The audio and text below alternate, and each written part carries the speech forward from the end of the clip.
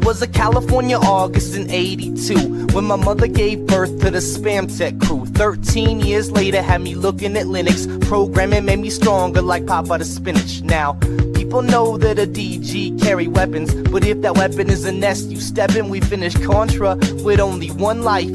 Finish Metal Gear 2 using only a knife, right?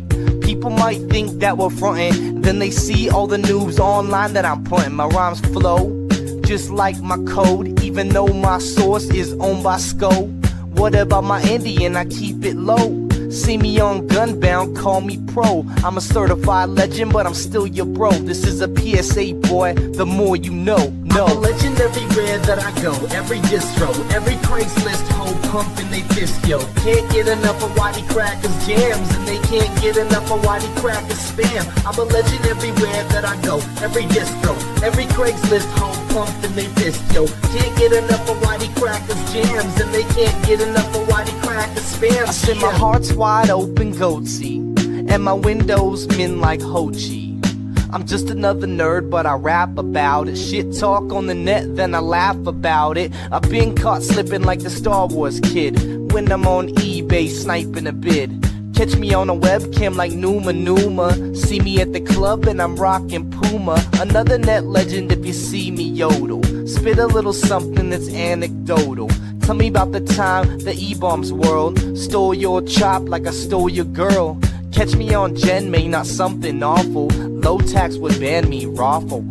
I'm a certified legend, but I'm still your bro. This is a PSA, boy, the more you know. I'm a legend everywhere that I go. Every distro, every Craigslist hoe pumping they fist, yo. Can't get enough of Whitey Crackers jams, and they can't get enough of Whitey Crackers spam. I'm a legend everywhere that I go. Every distro, every Craigslist hoe pumping they fist, yo. Can't get enough of Whitey Crackers jams, and they can't get enough of Whitey Crackers spams. Yeah. I'm a legend everywhere that I go. Every distro, every Craigslist hoe pumping they fist, yo. Can't get enough of Whitey Crackers jams, and they can't get enough of Whitey Crackers spam. I'm a legend everywhere that I go. Every distro, every Craigslist hoe pumping they fist, yo. Can't get enough of Whitey Crackers jams, and they can't get enough of Whitey Crackers spams. Yeah.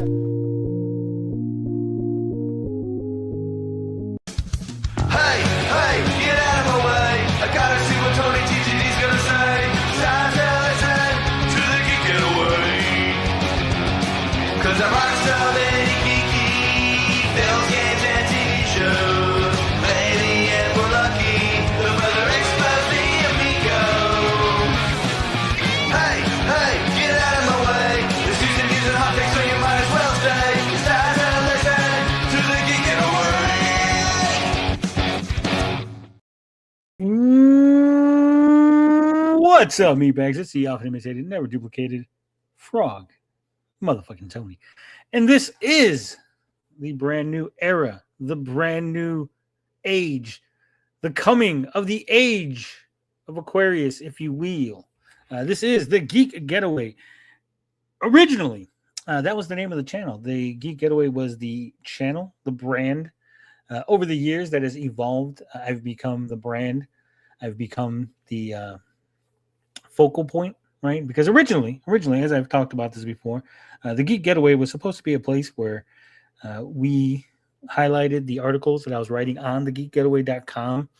We're going to have people do other content here. It's going to be a big party full of geeks and nerds.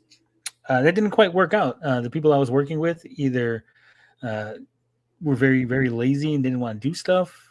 They were shy. They backed out. They felt like they weren't getting enough attention. Whatever it was, it just kind of collapsed in on itself. And I stood upon that rubble and said, hey, I'm going to push forward and continue the Geek Getaway. Now, 5 years. It's been 5 long years.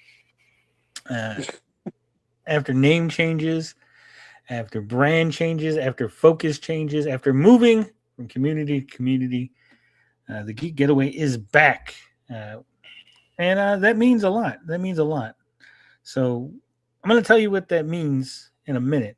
But first, I want to introduce the gentleman here on the panel. Of course, we got Reverend Rune. Rev Rune. What's up, Rev? Hey, how y'all doing? And of course, down there in the bottom, He's not a bottom. He is a top, though he is down below. Entourage fanboy. Yo. What's up? So before I get into it, I'm just going to ask these gentlemen how their day was. Otto, I know you have something you want to talk about, but just Sure. Keep that until after I explain what's going on with the channel, because there might be people that missed the video or didn't see the post. Yeah, be confused. So, but how's your day, Rev? How you doing? Doing really good. Finished the first page of my comic and posted it on Twitter last night. Got a lot of really good feedback. Working on a picture of Snake Eyes and Storm Shadow right now. sweet. So, did you so you posted the first page of your comic that you're working on? yep. If you want, I can share it. I would Later. love to. Okay. All right. I'll do it. Put the link in the private chat and I'll bring it up. There, I'm sharing the screen right now. Oh, well, you could do that. Uh-huh.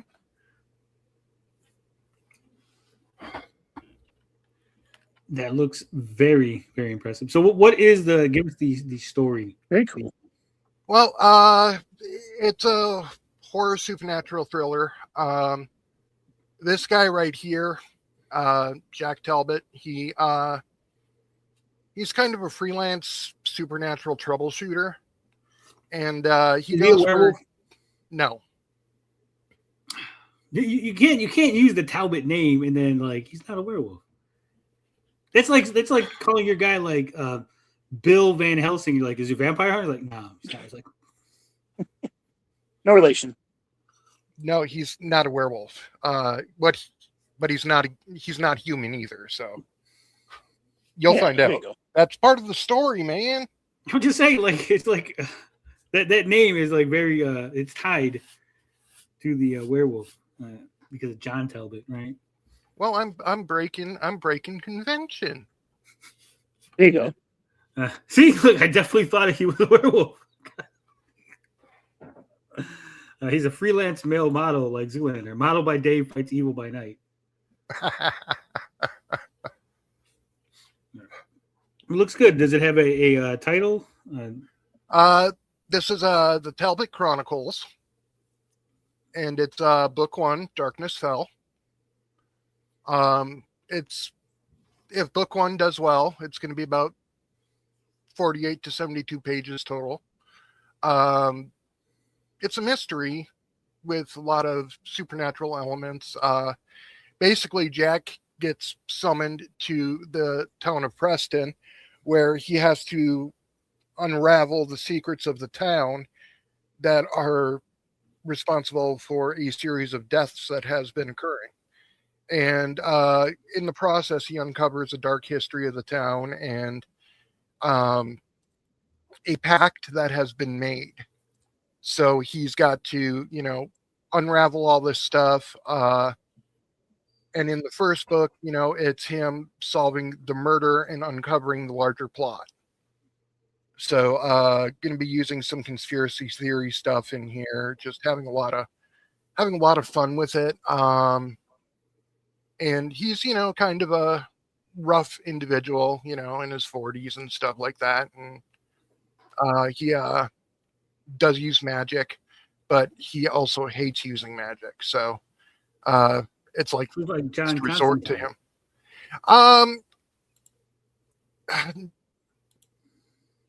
It's not like a ripoff of Constantine, but there's going to be similarities. I mean, Constantine. No, it's Constantine. He says it in the comic. It rhymes with pine. That's because he's British.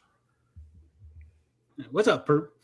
Where's your hat? No, you can't come on here without a hat. No hat. No hat. Yes. No hat. No hat. My name is Claude Rains, but I'm not invisible. Well, I'll make him goddamn werewolf if you make me do it. He's just not no. Ever. Yeah, make him a werewolf. Yeah, no, make him a werewolf. It's your comic. It's your. No. You already got a moon there. You got a moon there and everything. He's a werewolf officially in my headcanon. Maybe he's a wereman and he's actually a wolf that turns into a human. Did you ever see Howling 3? Like where they turn into kangaroos? Make them a marsupial. Make them a marsupial. He is a were-platypus. A wereroo or whatever. Where koala only. I look forward to They had Roo-Men in Tank Girl, didn't they? Yeah, Yeah. wereroo. But I it's, look forward to seeing more of this, Rev, when you get it all. Absolutely. It's Set up. going to be a blast. Supernatural crime noir. Well, kind of, sort of. It's going to be black and white, but it's set in modern day. I'm not going to do... The lighting and stuff will be very noirish, like you're seeing here. But, there will be modern tech and everything like that. So I'll stop sharing. There we go. Thank you for sharing with the class, Reverend Room. We ask hard questions here. Was that traced? Nope. Okay. Toy fanboy, how you doing, buddy? I'm doing good, buddy. Yeah, I wanted to talk Punisher real quick if I can. Or do you want to hang on to that? Is that what you wanted me to hang on to? Yeah, I wanted you to hang on to that. Okay. Oh, then I'm doing good. Haven't been doing much. Today I watched a lot of breakdowns of last night's House of the Dragon. Because I'm like a Game of Thrones nut. So that's pretty much all I did today. I didn't do much anything else. I'm someone who can watch breakdowns of shows that I have no intention of watching. It's like my only exposure to like House of the Dragons or even Game of Thrones is from like people's breakdown videos and stuff. Oh, okay. Well, see, that's how I get the book stuff, because I haven't read the books. Like, I only read the first book of the Song of Ice and Fire series. That's all I've read. You know what I mean? Like, I have them all on audiobook, but I haven't sat and listened to them. So I get all of my book knowledge from the different, like, heavy spoilers and, like, the different, like, Brain Pilot, those type of guys. I know I did download the Game of Thrones, the special edition cut. It's just all nude scenes. Nothing else. It's just all. It's all the. As long as not all the incest scenes, you're okay. It's called the Gooner cut. It's a very special The cut. Gooner cut? There you go. Goon of Thrones. It's the Game of Bones. It's all seriously, you're okay. So what's up, Perp? How you doing? Good. I've been working on my War Girls of Edo trailer. It's coming out hopefully by the end of the month. It's kicking my ass. It's awesome though. I don't know if it's just me, but with the white shirt and then like the vest, you got this like Han Solo look going on. I was going for Baby Driver, but that works. Okay, no, I can't see not see Han Solo. That's funny. As soon as he popped in, I was like, he's got like the Han Solo vest. I was like, oh man. Did Han Solo have a beard? He never had a beard in any of the movies, right? No, It's like Lando at the end of Empire. It just seems weird. Uncanny says he can't wait, Perp. He can't wait for you to unleash the horrors. How you doing, TJ? Every time. Yep. He's muted. You should ask how's his tech doing first. How's your tech doing? TJ? I figured it was doing better now that he left and came back. Beyond Scruffy Nerd Herder. We got a new donation from Eric Wintberg. Look at that. Eric says, wait, why are you giving me money for drinking?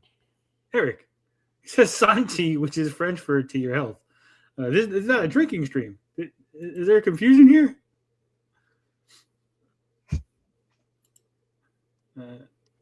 I will gladly accept your donation, but I think you might be a little confused, Eric. He wants you to drink. Well, you got one in the bank for Thursday. So it's only $5. He gave $5. Okay. Oh, so that's Well, he's watching the wrong stream and donating. He's like, hey. But anyway, let me give you that your flavored little, water that you like. Dude, I do have some Mio lemonade here. But, It's great. Happy being here, walking and strolling on the sidewalks of Chicago. Woo! Cooking and smoking. Gracious says, the man said drink, damn it. It could be water. Not that. No, here, look, I'll drink some water. I got a big glass.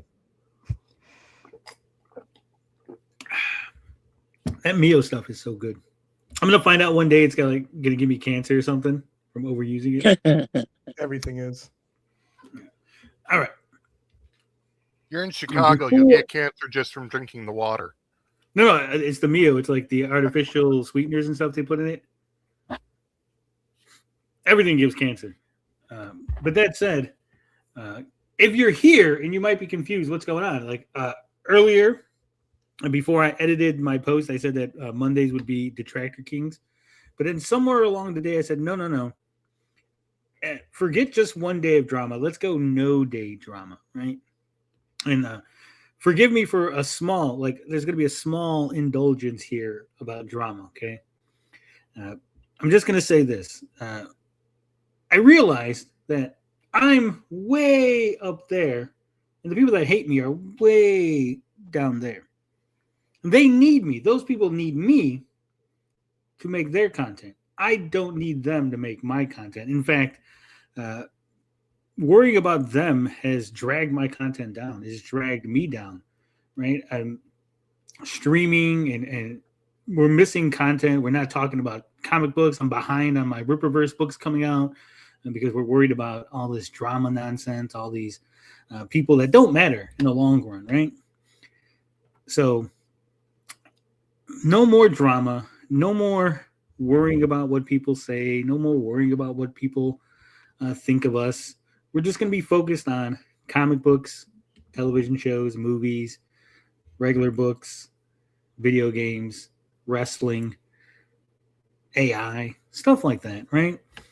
We will discuss Comicsgate, Ripperverse, but only in those contexts, right? Like if someone announces, hey, I got a new comic coming out, we'll cover that. If someone says, hey, I got an update to a campaign, we'll cover that. If someone shits themselves on stream, we're not going to cover that. It's funny, we'll laugh about it behind the scenes, right? But we're not going to cover it. So going forward, that's how it's going to be. We probably won't be EFAPing a lot of people's videos, unless, again, like I said, unless it's like an announcement or maybe a review or something like that. So unfortunately, that means no more Sturgis in Japan. I know we all love that, but hey, I was thinking about it, and I don't like Sturgis. I think he's kind of a dork, right? But hey, he's going out there. He's doing stuff. He's living his life. He's living his best life. So fuck it. Just leave it alone, right? Who cares? Who cares? He went to Japan. He had fun. We think it's stupid. He probably doesn't. He thinks what we do is stupid, right?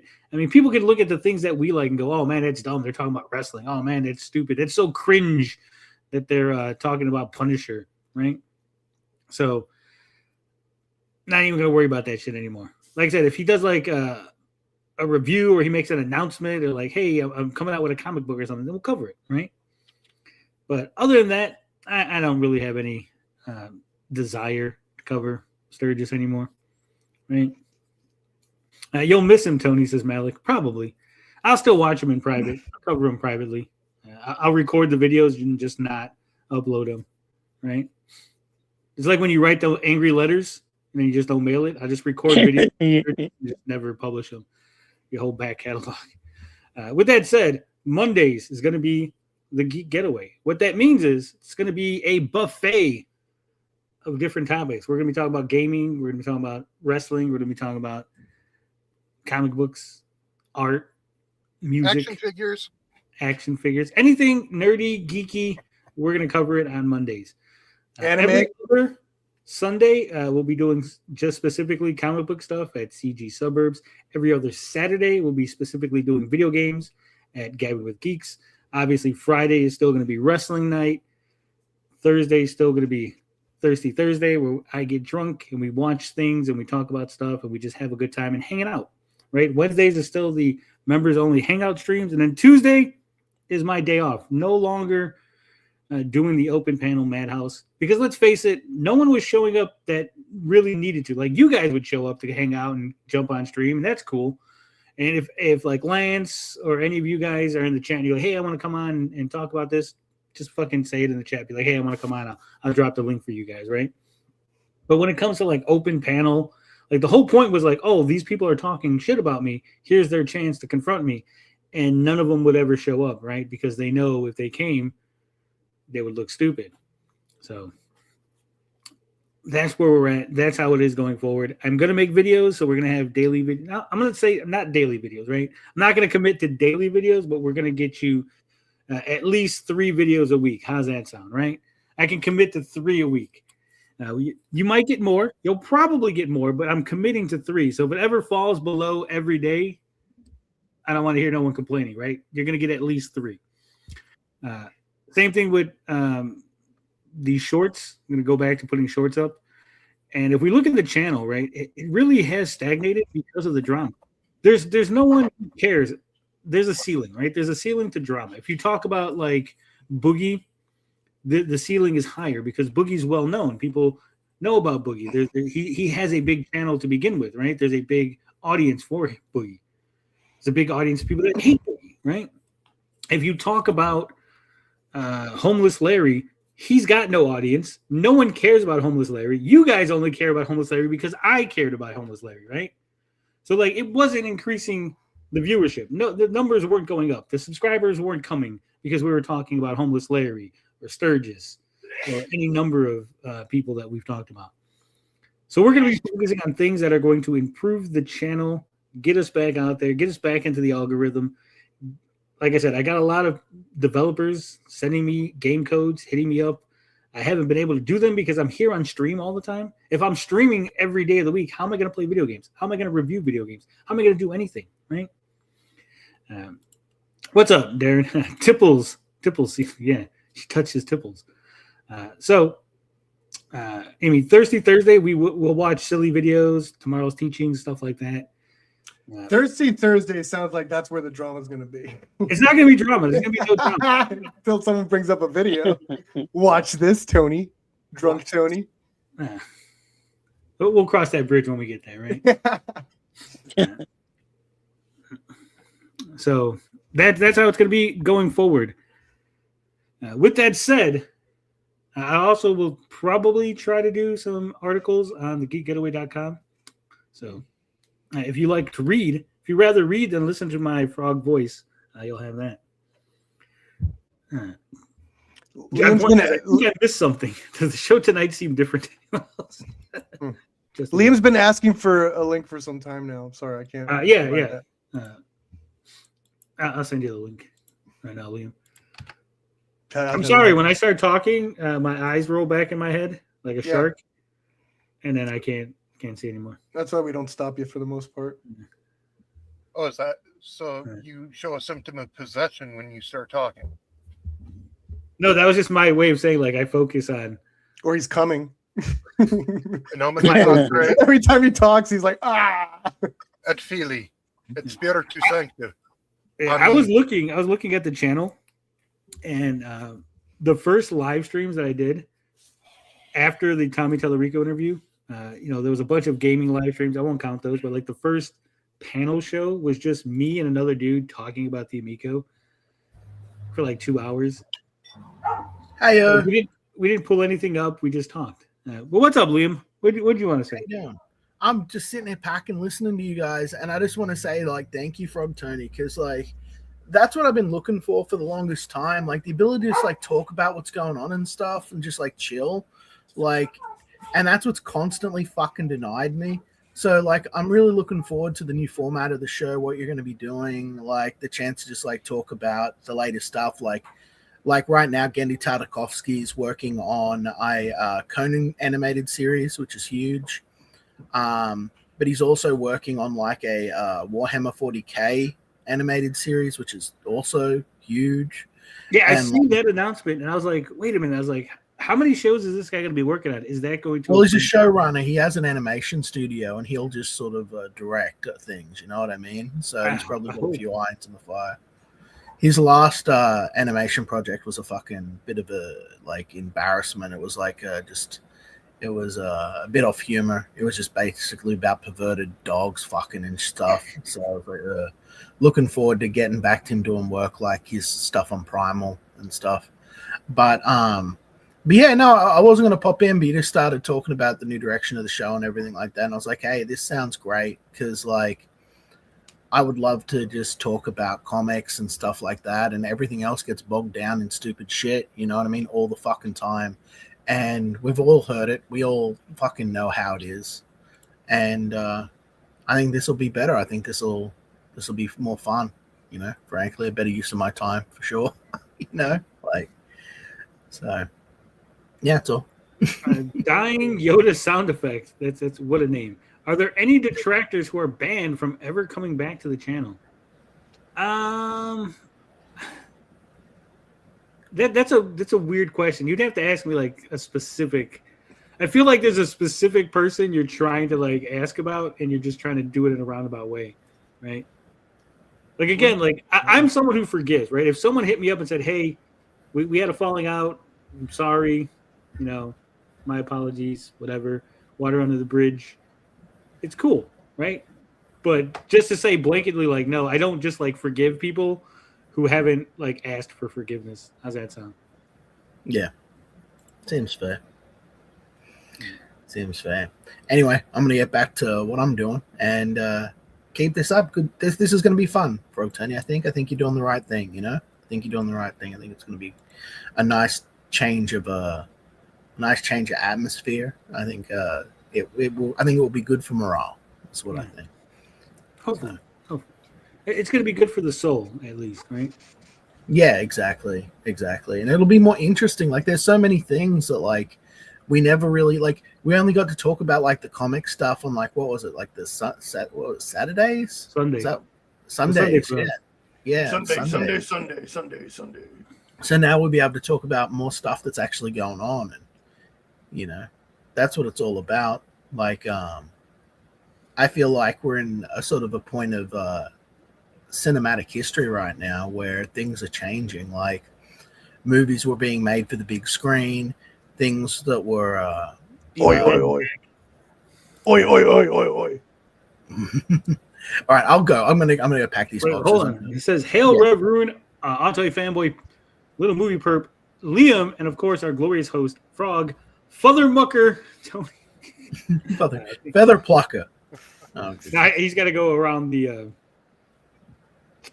censor, right? So yeah, shout out Darren. Thanks for the shout out. All right, I'm on back to my back to what I'm doing, and dude, wait until you see my new place, guys. I'll show you photos later. I'll talk to you. Yeah, it's a farm. Kick Liam whenever he mentions Motu. No, I love Motu. I love Master Universe. You know, yeah, as you know. Liam, have you heard of Brave Star? Yeah. Brave Star is freaking cool. Yeah, Apparently Brave Star, strength of a cougar or whatever it is.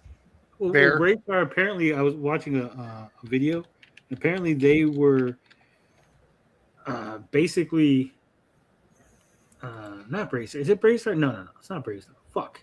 What's there's another barbarian, Black Star, I think maybe. Black Star. Black Star.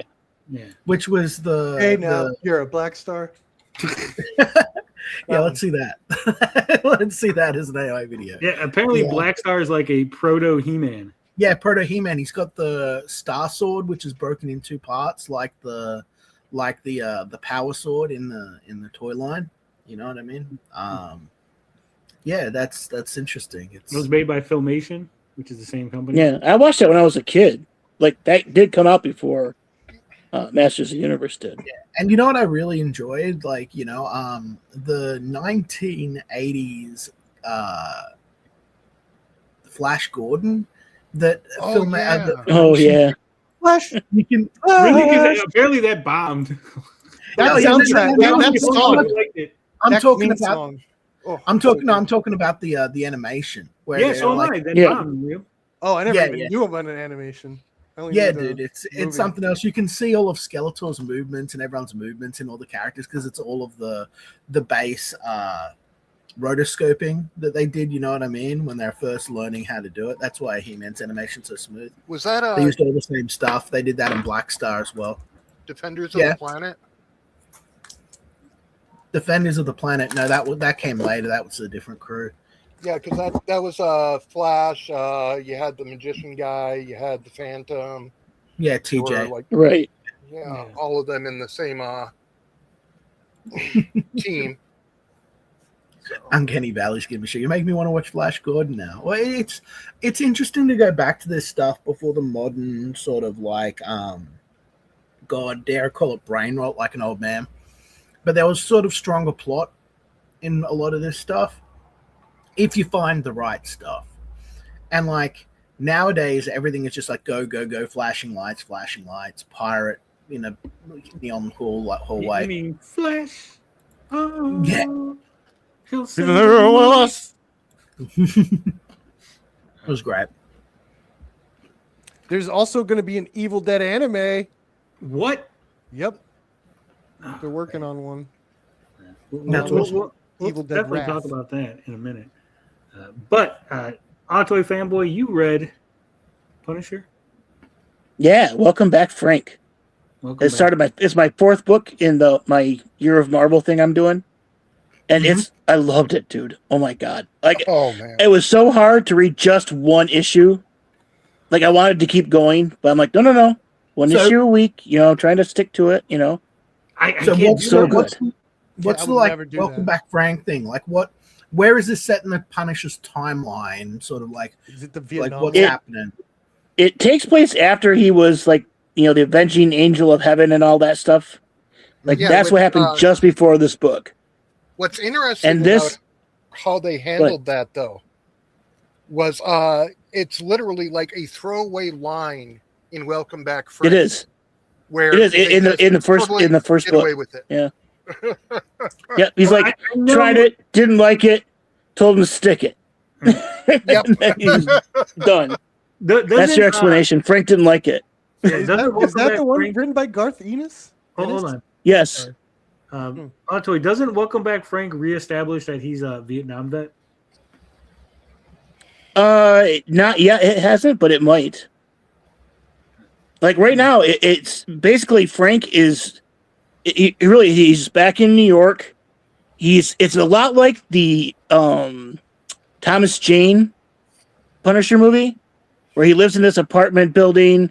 Like there's these weird neighbors. He's putting together an arsenal. He's coming up with a plan to get back at Monucci and stuff. It's he's really just starting at like ground zero. Like he's starting at first base. The reinvention. You know Yeah. what might be an interesting Punisher story? Like, on DC, there's that flower. I forgot the name of it. It's not like Black Lotus, but it like goes on your chest, puts you in your like your perfect dream world. I think you're thinking about the Starros, no? No. It's like it's a plant. It's not the Starros. It's like puts you into like a coma perpetually. Anyway, it puts you in like Colony? utopian perfect world. Kind of like what they did with WandaVision. Like, I would like to see a Frank Castle series, right? Where Frank wakes up almost like, a Groundhog Day thing, and all his family's alive. It's modern day. His kids are like mostly grown up, one's leaving school. All of the crazy shit that he did never happened. You mean the Black Mercy? Yeah, the Black Mercy. That's what I'm talking about. His life is fucking perfect. And he's going around like, this is Mysterio. This is something like this, but there's fucking no evidence of that shit, right? No evidence. So it's kind of like almost like a sitcom, but with the fucking Punisher in it, with this dude who's fucking absolutely ape shit because he just can't accept happiness. You know what I mean? Have you ever seen the Hitler sitcom? Yeah, I played it on my channel 1 or 2 times. What? I think. Oh, Yeah, God. there was a sitcom made back by the British. It was canceled in the middle of its like first episode. Like literally in the middle of the episode, they canceled it. I wonder why. So it's a Kyle sitcom. Honey, People I'm flipping the home. channel, they just see Hitler laughing.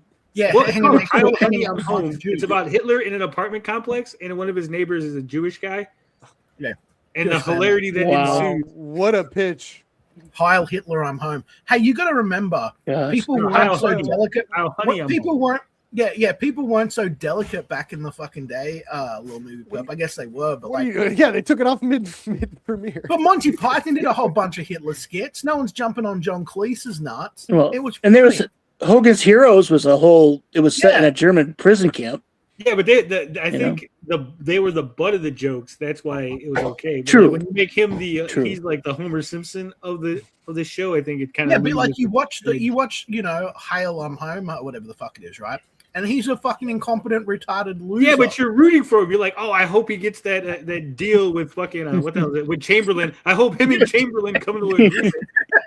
Yeah, a lovable Nazi really isn't a good thing, I would say. Yeah, and it's funny because it wasn't made in Germany. Like, when you think, oh, it's a German Yeah, show. it's They're British. kind of like, no, it was like an English show. They're like, you know what? Let's make.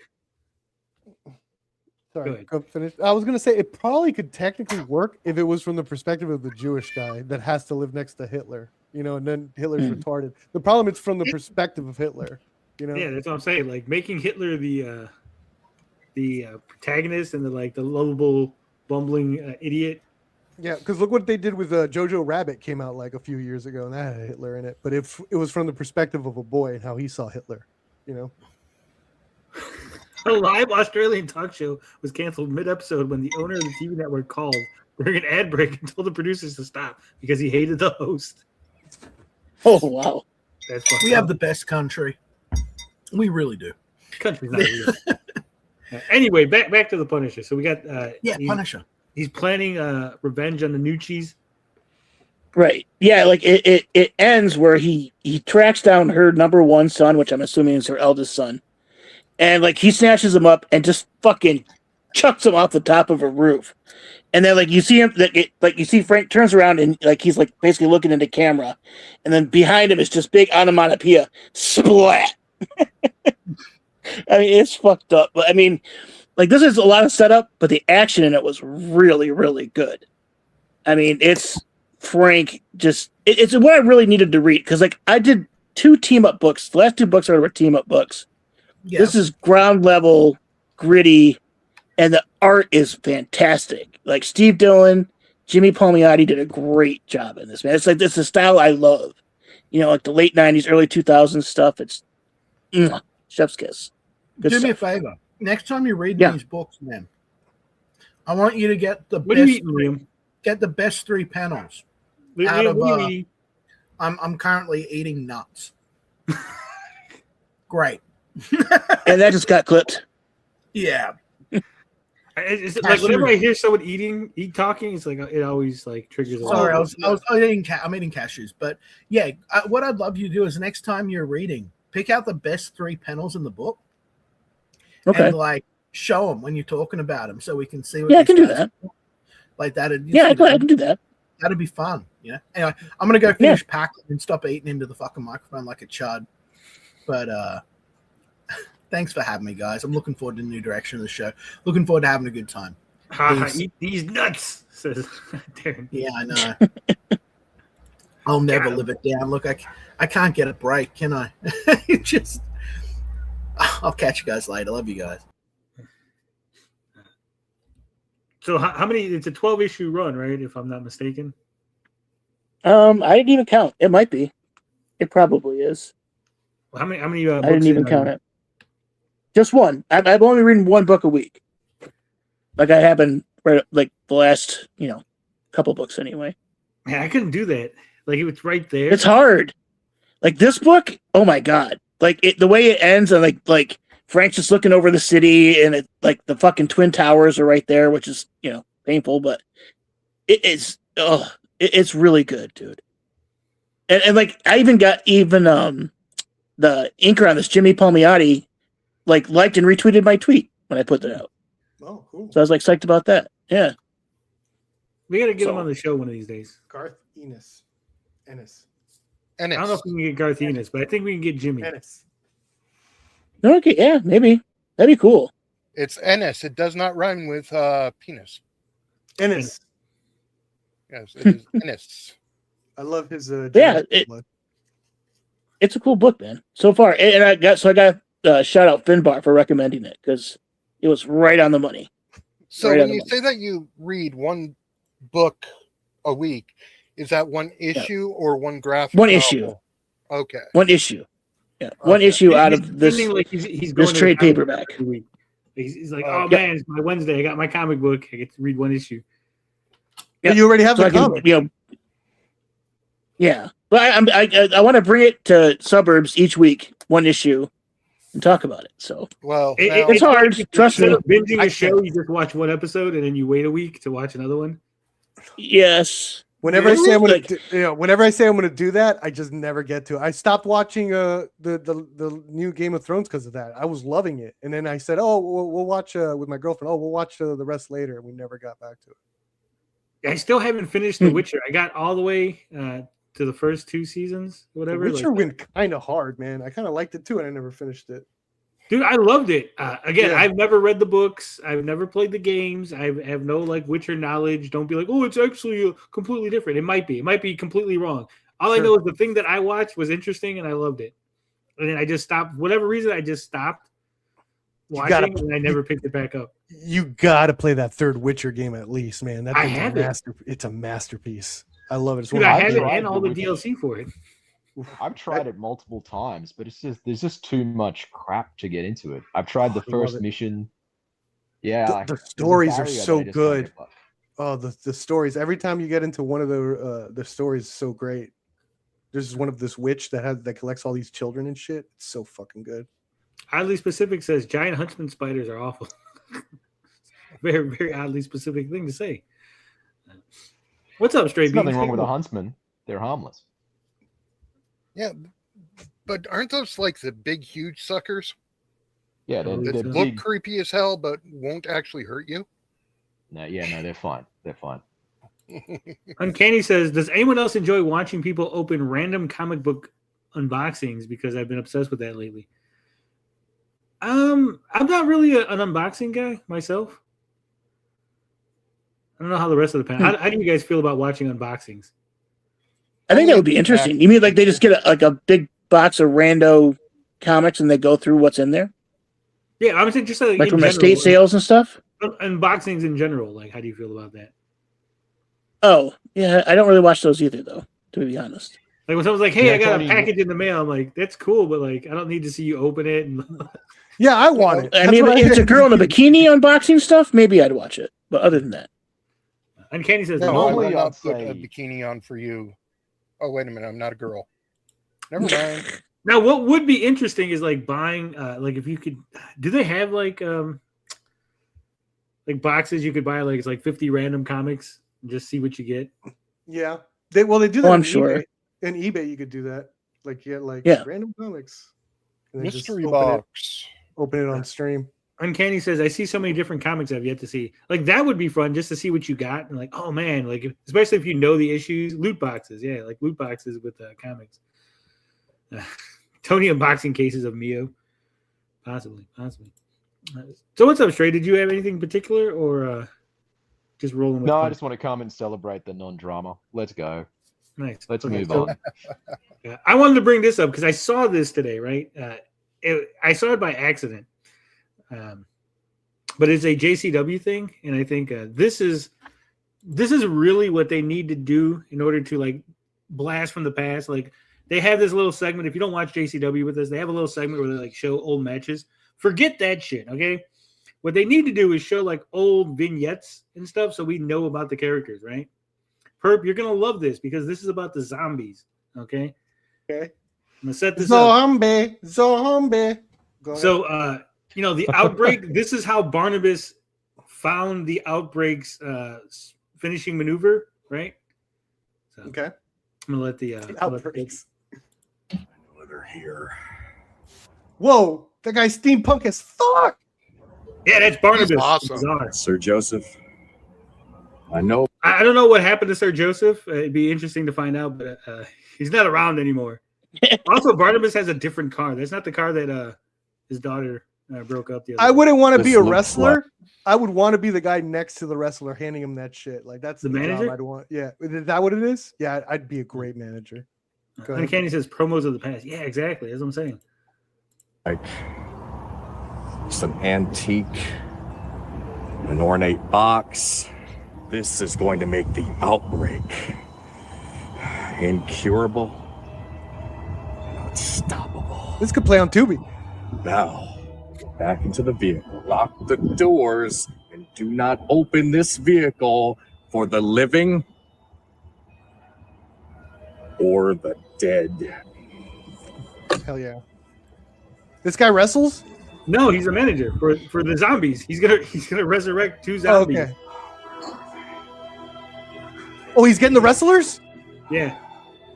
Yeah, they need to play this. The origins. You have looked all over this godforsaken cemetery. There's Kimchi. What does he have? What is that noise? This turned Lynchian. What the fuck? Riley! How the hell did you find me here? I thought you were dead!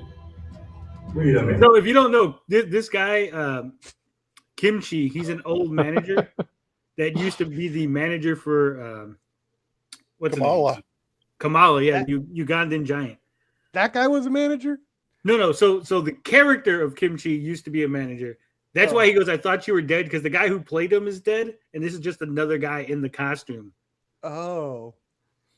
I love how they're in a green screen now. You know why, right? He didn't Why want the to walk hell on the did Yeah, grave. because you can't wander around. They didn't want to walk on the grave. Yeah. We got to green screen that part. Go ahead. Bring that cursed book back with you. There it is, Perp. Obsession with the Necronomicon drove him to absolute madness. Don't read from that, idiot. It's a trick. You're not Ash. No. What are you trying to say? Fell for it again. That's a trap. That's a trap, sir. Jokes That's a on you, they graphic can't novel. read. What's this? There it is. Yes, this. I love that. Look at that. This has to be Evil Dead. Evil Dead. The same Evil Dead that terrorized rings of JCW. That Evil Dead. This demon has a beanie. That's badass. Look at this.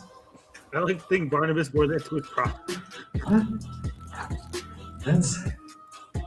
That's me. That's him. There's Outbreak. That has to be Jackson and Abel.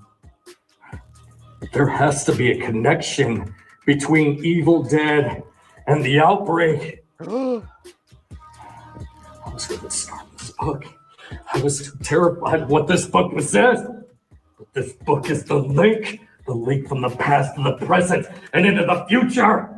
Are they actually legally allowed to use the I am Necronomicon? so glad that I had to bring that's this not an book Evil Dead back. thing. That's like a real Friday. thing. Like, H.P. no, Lovecraft. Like okay, a, so based don't on have, like a trademark lore or on it. some shit. Yeah, that's like based on some culture back. in the Okay, day. H.P. Didn't they use it in the Lovecraft. MCU? No, they Okay. have it's the Darkhold. I can Dark explain Lord, this. Oh, is it H.P. Lovecraft? I thought it was like Yeah. a real thing. Okay, what it was The Book was of Life H.P. and- Lovecraft claimed to have written several different. He wrote. It was supposed to be like the ultimate Book of the Dead, and he only wrote like 9 chapters or something. It's incomplete. Some people claim to, have access to the whole thing, but they're full of shit.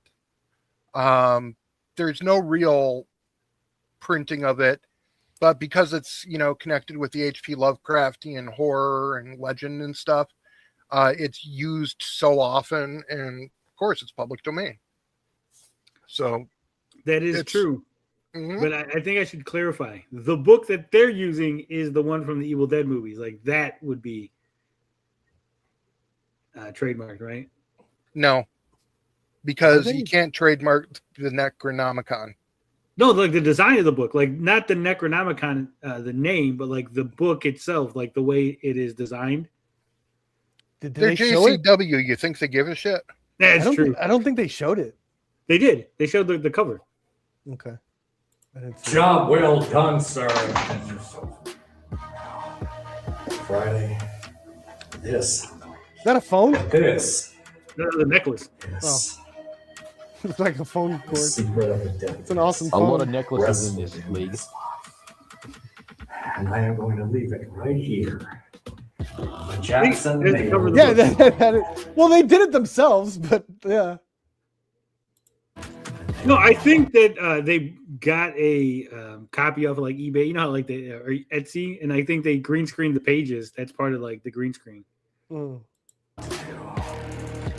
or they made it Now, themselves out of an old wrestler's leather skin. do more research on this. Now, what I would like you to do Friday is I would like you to wait right here Slow. for the out and make sure that they receive these bombs. Death Mist. Okay, you stay right here. All right, you stay. Be patient. They're coming. They're very nice. So low energy. We'll have Girl Scout cookies and old ladies across the street. Oh. There we go. Did I read the one? Or whatever. Is that them? That's them, the outbreak. Oh yeah, they look crazy. So that's how they got the double death mist. There you go. Is that how they got it? Because he left a box somewhere and they just happened to find it. Well, he left it at the grave. He left it at the green screen room. And they were in the green screen. They were in the They're in the studio. green screen room. The zombies were in the studio. They found it. Interesting connection here is recently Abaddon, the wrestler, girl zombie wrestler. Ooh, there must be an accident nearby.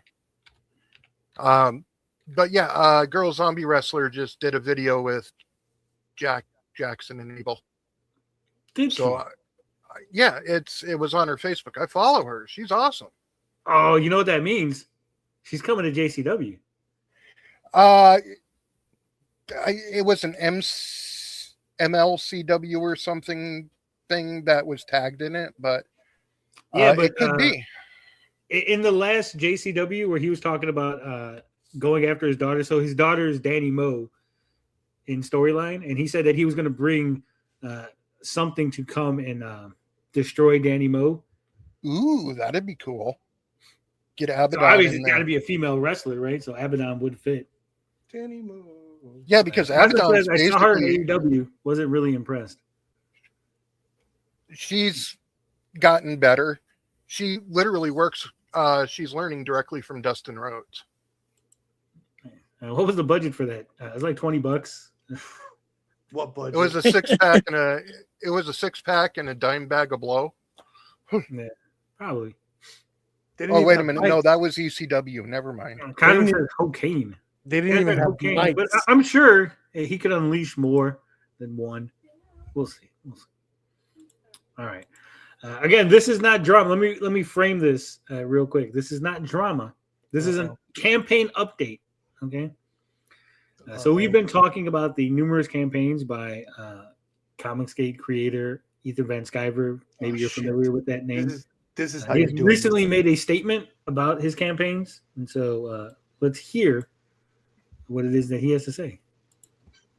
Thanks for the campaign updates. We did do that. I had to go through all of the campaign updates and admit that, like, yeah, there's some of them that I've just hit pause on.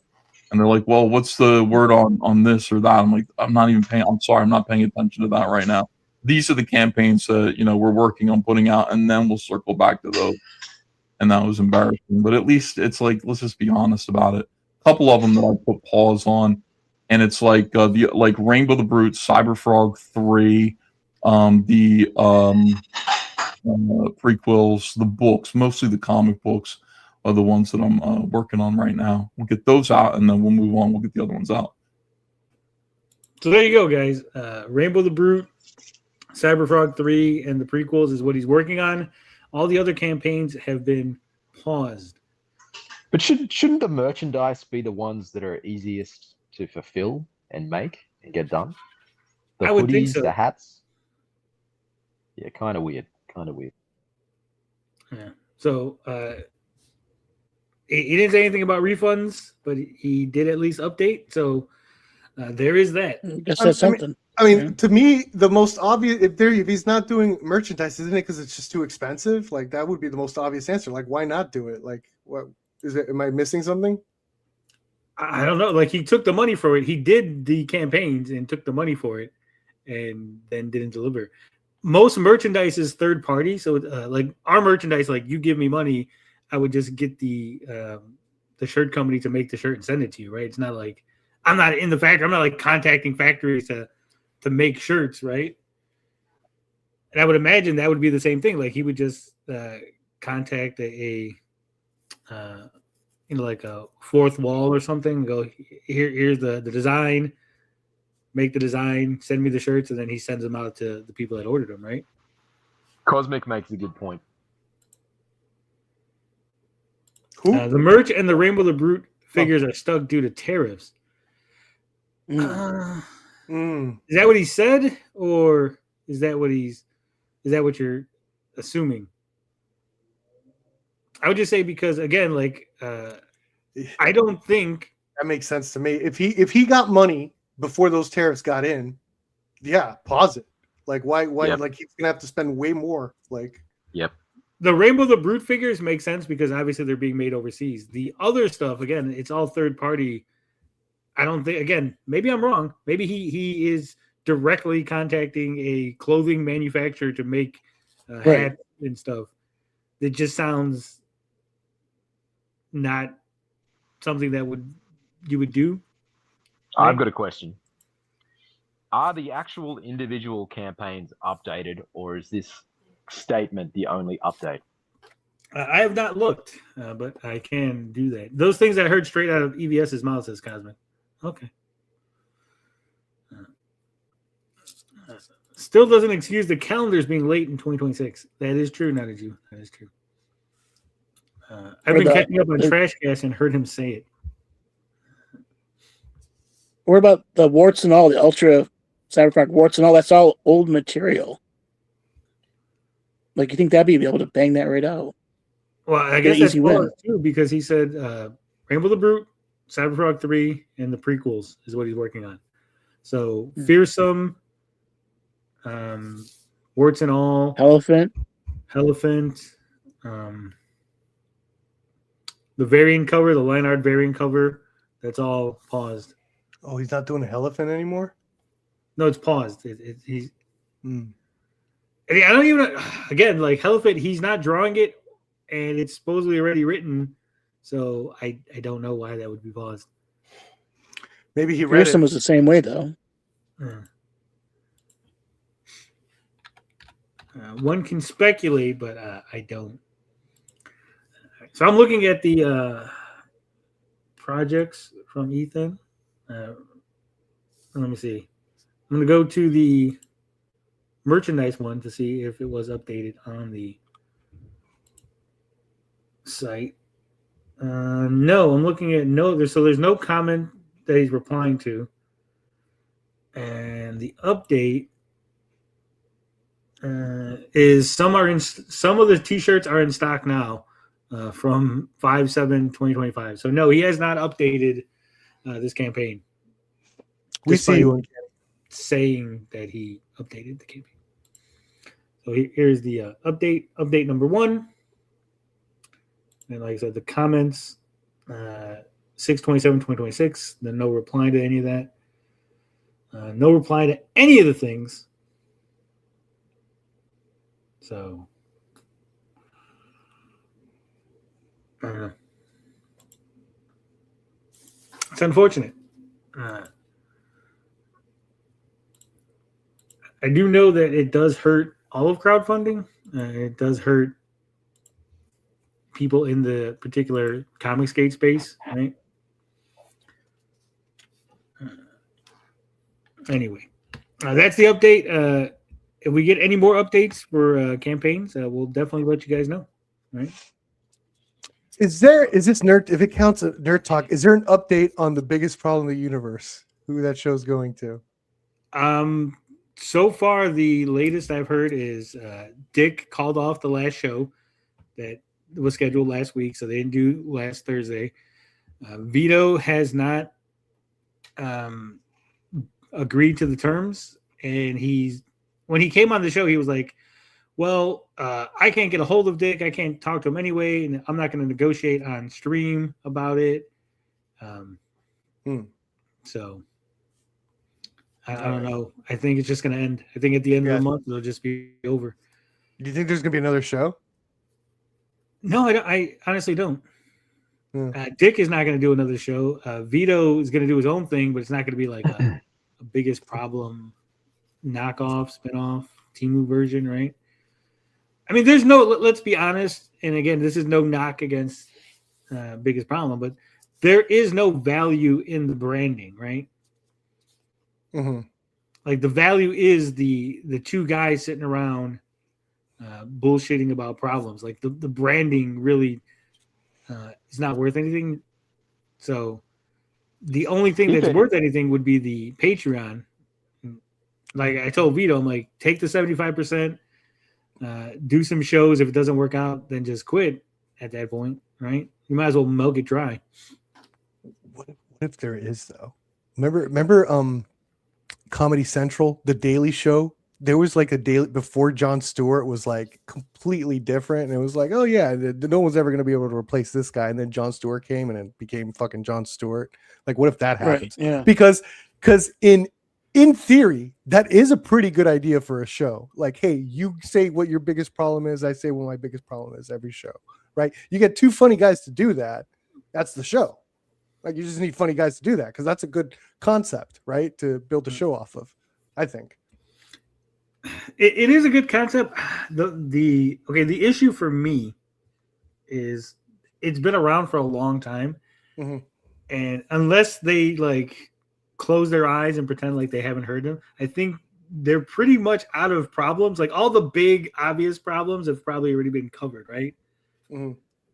So unless you're like, oh yeah, we're gonna let like the new version like just recover old problems, right? No, because it's like what made it funny is like, oh, like they say something random, potato chips. It's like, well, how the fuck is potato chips a problem? And then you do a funny bit out of it of why it's a big problem, potato chips or whatever the fuck, you know? There's always going to be something like those are like the best. Well, like most of the bag is air now. So like back in the Gap, potato chips, you'd get a bag, it'd be full to the brim. And now you get a bag, it's just fucking air. Exactly. That's the biggest problem. The biggest problem is air in the potato chip bag. Yeah, bro. And now Shrinkflation.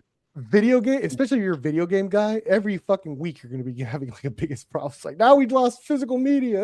All this Rename shit. it biggest problem in the first world. In the first world, yeah, technically. Yeah, like I said, he could do the show.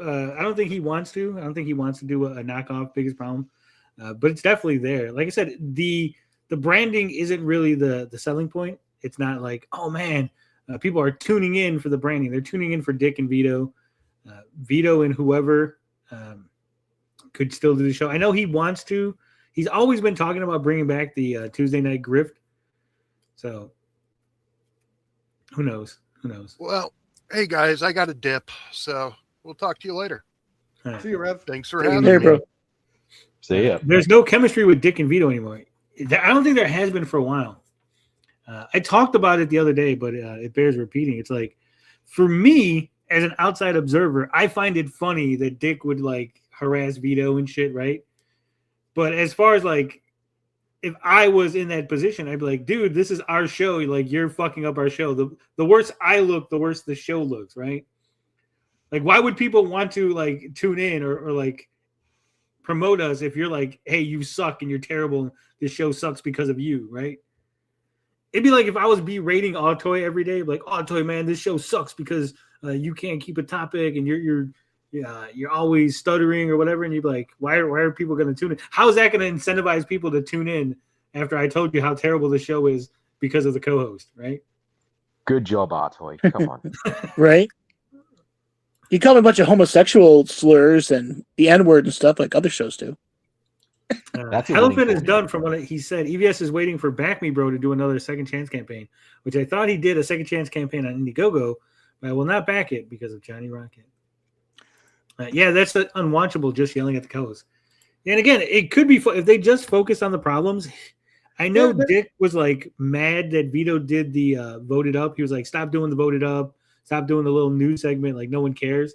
But like those were the things that made the show.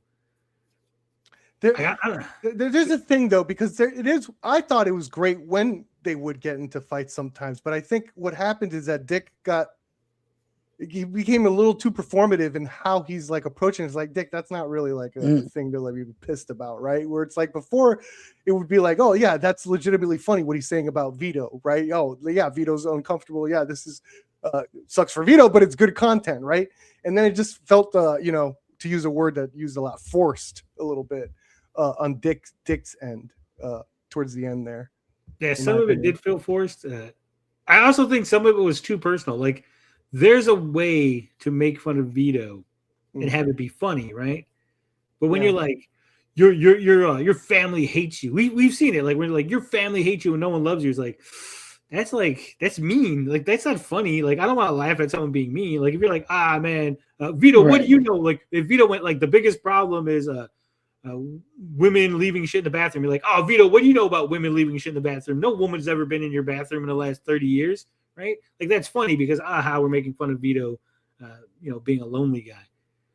Like, oh, your family hates you. Your dad died not loving you. That's like, damn, bro. That's just mean. Well, even I think not calling out any names, but like the idea of a parody, it's like I think you have to like love something to parody it or satire it in a proper form. If it's just coming from like vile just hatred, you're gonna get fucking Daily Wire shit, right?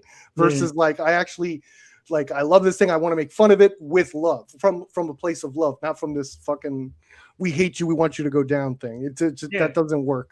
Like most parodies, like people enjoy the genre or they enjoy the whatever it is they're parodying, and they want to, point out the little like, this is funny about it, but like from a place, like you said, a place of love. Yeah, it's like Robin Hood Men in Tights is funny because it understands the Robin Hood mythos. It's making fun of like other movies that maybe did Robin Hood a little bit different, right? A parody comes from appreciation. Gideon James.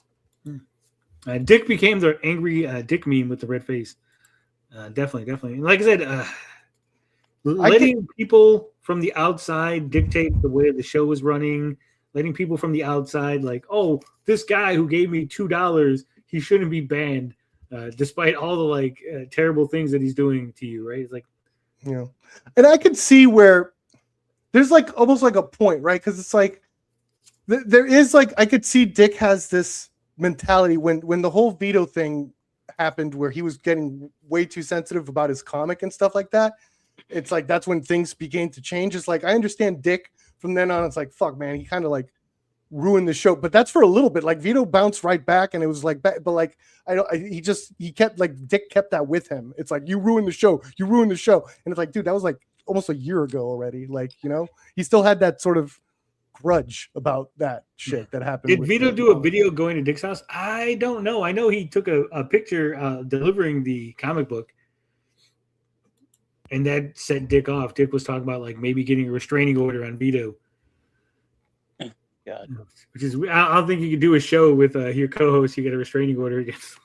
That'd be a great show, though, man. If someone pulled it off, it's like I'm streaming with them. They're in the other state, so it doesn't matter. They could technically do it, right? I mean, I'm sure there's restraining orders you can't. Well, they're both in California. Yeah. No, I'm saying someone. Biggest problem in restraining orders. Someone did do that. Yeah. Well, it'd be funnier if like there was like you got a 30-foot restraining order and there was like a line where you can see like if Vito crosses this line, he's like do like during the show.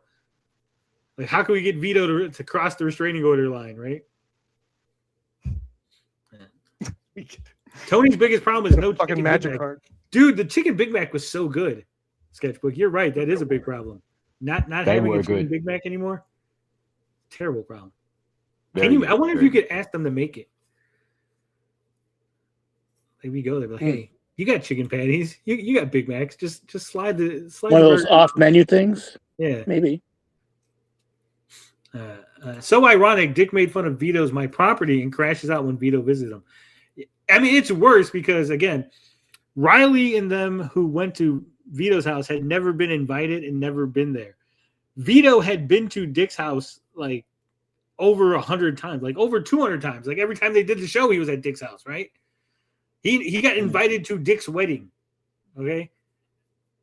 And so you go, Vito showed up to like drop off a comic book, and you're gonna like throw a fit about it. It's performative. It's like Perp said. It's just performative, right? And it's not funny performative. That's the thing. Thank you for giving us all that drama, Little Movie Perp. You broke the. This isn't kind of drama. It's technically nerd talk, right? People are interested in that show, right? For fans. He says buy 2 McChickens, add Big Mac sauce, and throw away 1 bun. And we did it in a respectful way. General Solo. Did you see Supergirl? No. I wanted to, but the word of mouth is. Wait! You of all people. I know. Yeah. I know. I was like, I'm gonna wait digital. That shit's coming out like in a week. Yeah. Oh yeah. Bigger bomb than Morbius. I was excited for it. I was excited for it, but I did not like the trailers. Like I was very vocal about that too. It's like, man, these trailers are not good. I hope this is good. I hope this is good. Then the Rotten Tomato score came out, and I was like, oh. And then the fucking word of mouth started coming out. I was like, oh. And it's like, damn, yeah. Doesn't seem like I'm gonna enjoy it. But Moana's doing really poorly too, right? For like a Disney live action remake. Yeah. Yeah. I don't know what's Hopefully like. they stop doing that shit. There's a weird fucking window, man, because you can't do like the classics like Snow White because this generation doesn't care, and then you can't do fucking things that are too soon either, like Moana. That came out like 7 years ago. Go ahead. They love Snow White.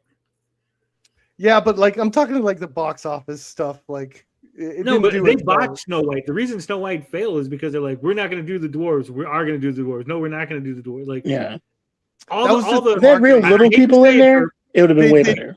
They did have real little people in there, but they weren't the dwarves. They had like a character that was a little person that was like a part of this thieves guild. They even given him a subplot where he falls in love with this woman in the movie. I hate to say it, I actually saw it. But it's all the PC shit, right? It's all the, for lack of a better term, woke stuff, right? Yeah. If they would just do like, here is the Snow White story, here's the live action Snow White story, copied from the book. Dude, honestly, I don't think they should do it from the real book, like the dark, scary, like real. Yeah, I don't think anyone gives a fuck about Snow White, man. I think it's like we understand it's a legendary story. It did its thing, but like seriously, like, do we really care? No, I don't think anyone gives a fuck. But like, would you like? Okay, as a like father, Lilo and Stitch is a perfect like that's the perfect thing to remake. Hold go on. ahead. As a father, if I go, hey, there's a live action Snow White. And they go, oh, is it just like the cartoon? They go, yeah, it's exactly like the cartoon. I go, okay, fuck it, I'll take my kid to it. If they go, no, actually, they changed a bunch of stuff, I'd be like, well, no, I'm not going to take my kid to it. Right? Like, there's no point to take the kid to it. I just feel like there's so much cooler shit for kids now. Oh, there's way cooler shit, but I'm just saying people would have gone to see it regardless. Like, oh, this is the live action Snow White. I mean, look at Aladdin. They made a live action Aladdin. They made a quote unquote live action Lion King. Right, I could see that. I could see that. It's like, hey, I want to see real fucking lions talking. I could see that pitch being like juicy. But it wasn't real lions talking. They were animated, but like they were trying to be as realistic, photorealistic. But how do you go? This is a live action Lion King, and you use CGI. It's like, no, this is a cartoon with realistic graphics. Like 15 years to try to get those animals to do all that shit, dude. Of course, it had to be CGI. But like there's I wanted them to actually throw a real lion off a cliff. The old Disney would have done that. Okay? Old Disney would have had a fucking old lion hanging down and they would have like pushed it off the cliff. That would have been cool. I want to see a real warthog and a real meerkat singing. That's what I wanted. I want to see how the Ponyverse is going to do Lion King. That's what I want to say. Look, Walt Disney, if he was doing this shit, he would have like stuffed those animals and made them into animatronics that were like dancing and singing. Okay. Oh yeah, he would have tortured those animals to get into those suits and shit. Like sewed it on. Yeah, that last scene in Lion King where the hyenas eat the lion, that would have been filmed for real. Dude, yeah. But yeah, no, I don't see Snow White not making money, even with like the best possible marketing, all this shit. Like, nah, it's Snow White. Like Beauty and the Beast, I totally could see. The one that surprised me was Little Mermaid. I thought it was going to make more. I could see people wanting to see Little Mermaid. Like, I want to see a fucking mermaid. I want to see Atlantis. I want to see that shit. Beauty and the Beast. I want to see what the Beast looks like. All that shit. It's like Snow White. There's nothing. Toy Story. There you go. Live action Toy Story was just called Child's Play, right? Soldiers. Or Small Soldiers, bro. I would. Small Soldiers, underrated classic. I would love a sequel to Small Soldiers. A live action Bambi. That's another one. I don't see anyone. Well, only if we can shoot Bambi's mom right at the beginning. First Bambi. That's go. Already. I watched that. That was great. No one's gonna watch that movie just because of that opening scene of that. No one's gonna want to watch that shit. Yeah, but I want to see the opening scene, like Bambi's mom's there, and they're like just fucking brains exploding everywhere. You see it right through the scope. Yeah, that's Ponyverse Bambi. Watch see it just fall down. You see like that little red dust, boom, and it just falls. Walt Disney would have never bought Star Wars, not Marvel. He would have done something of his own, probably. Captain EO. We would have had like Captain EO movies. That would be awesome. With Michael Jackson, or he just updates it. He updates it with whoever's like the current king of pop or whatever. It would have been Usher at one point. What's up, TJ? You finally here with us? No. TJ. Anyway, speaking of Supergirl, it is the worst earning DC movie since Catwoman. And I saw Catwoman in the theater. And I think actually, if you adjust for inflation, Supergirl actually made less than Catwoman. Made less than Morbius. The director of Catwoman has one name, and his name is Pitoff. That's it. Pitoff. Because look, Catwoman made 82 million. Supergirl made 108 million. I'm pretty sure. She fucking towered over Catwoman. What are you talking about? Look at that. 20 million is not towering. Again, this is 22 years ago. I'm pretty sure. Lend me 20 million then. Adjusted for inflation. Let me see if I can get it. Catwoman box office. Adjusted for inflation. Birds of Prey did better. Look at that.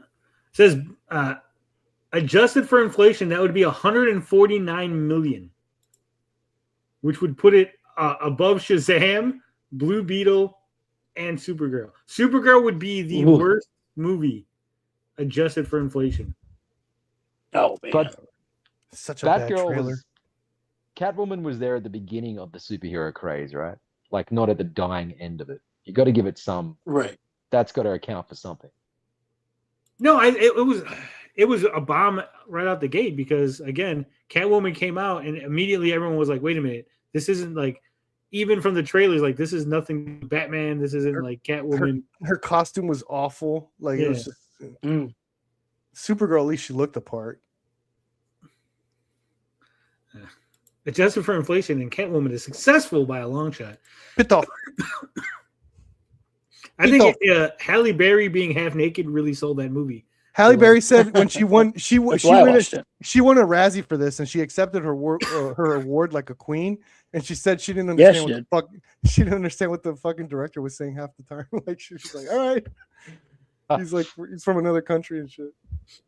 It's crazy that it made less than Blue Beetle. I thought, man, remember Blue Beetle was considered a bomb, and I think Blue Beetle had the saddest because that was right in the COVID, and then the fucking strike happened right when Blue Beetle. So it was literally just the actors couldn't go. No, the writers couldn't go. It was literally the director and the red carpet by himself, like talking to everyone.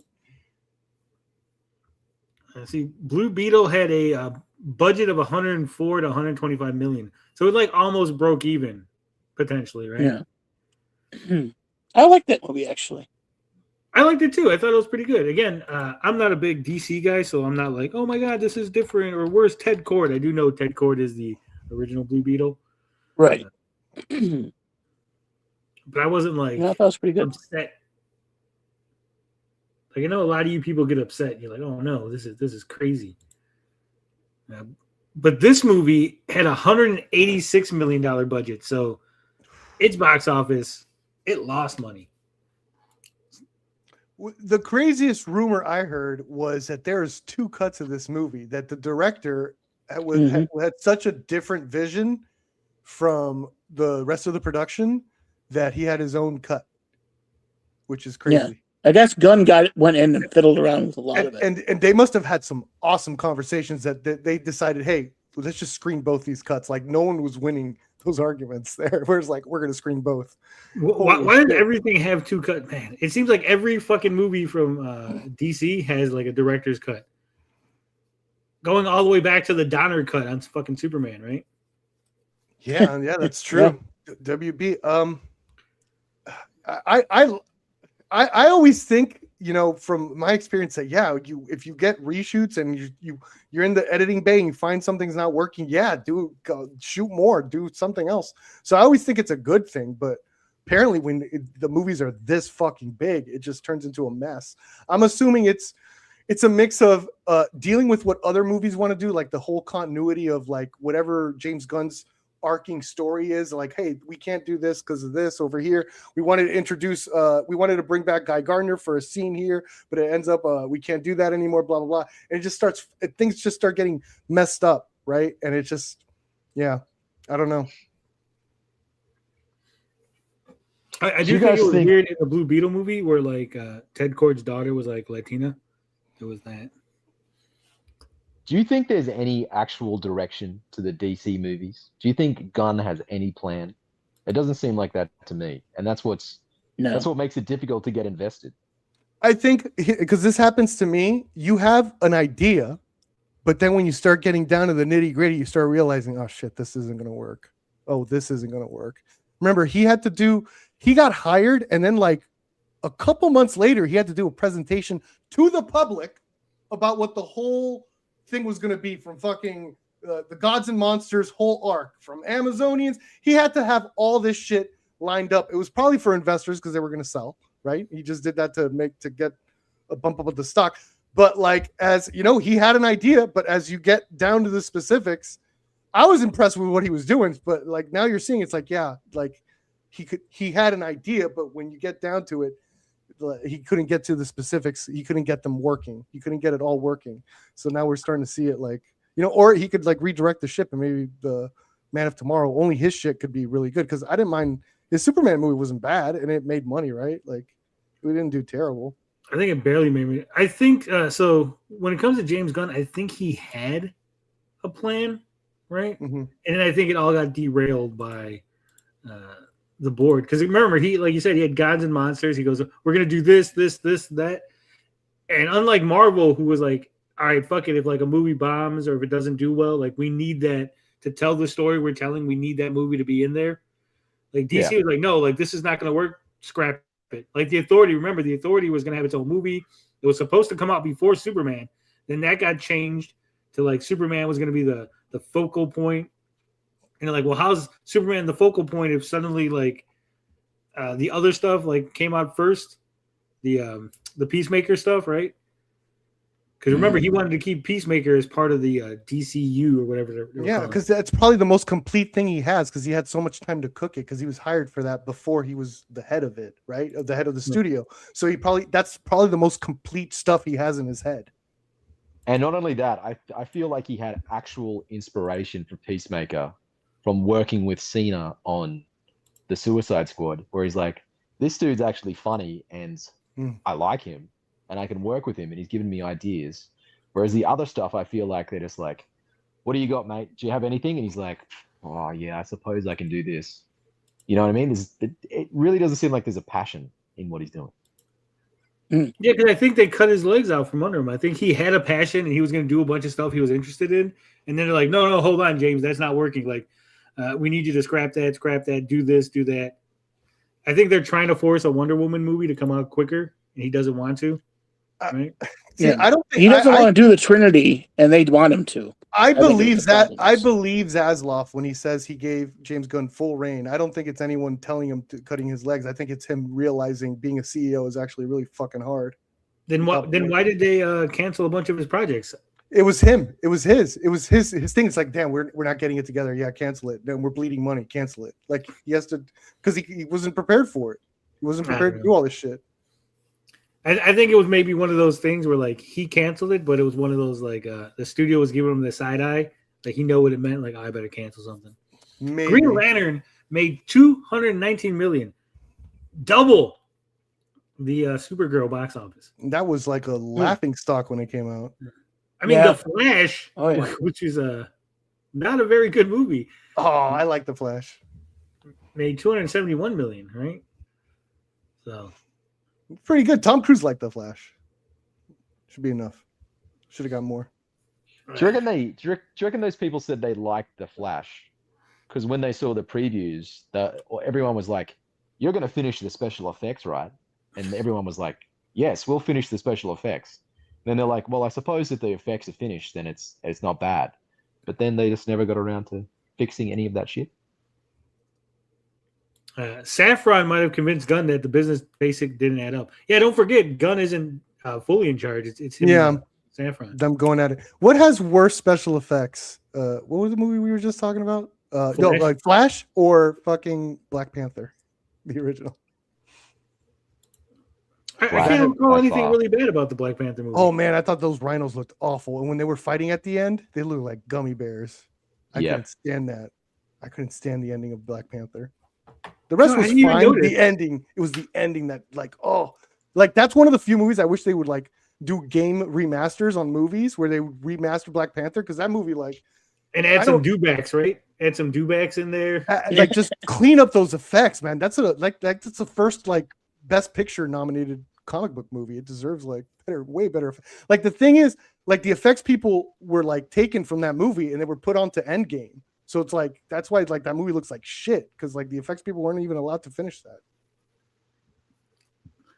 Not if they Endgame, sorry, do- Infinity if they War. do a remaster, they should not do like a George Lucas where he like eliminates all the other versions.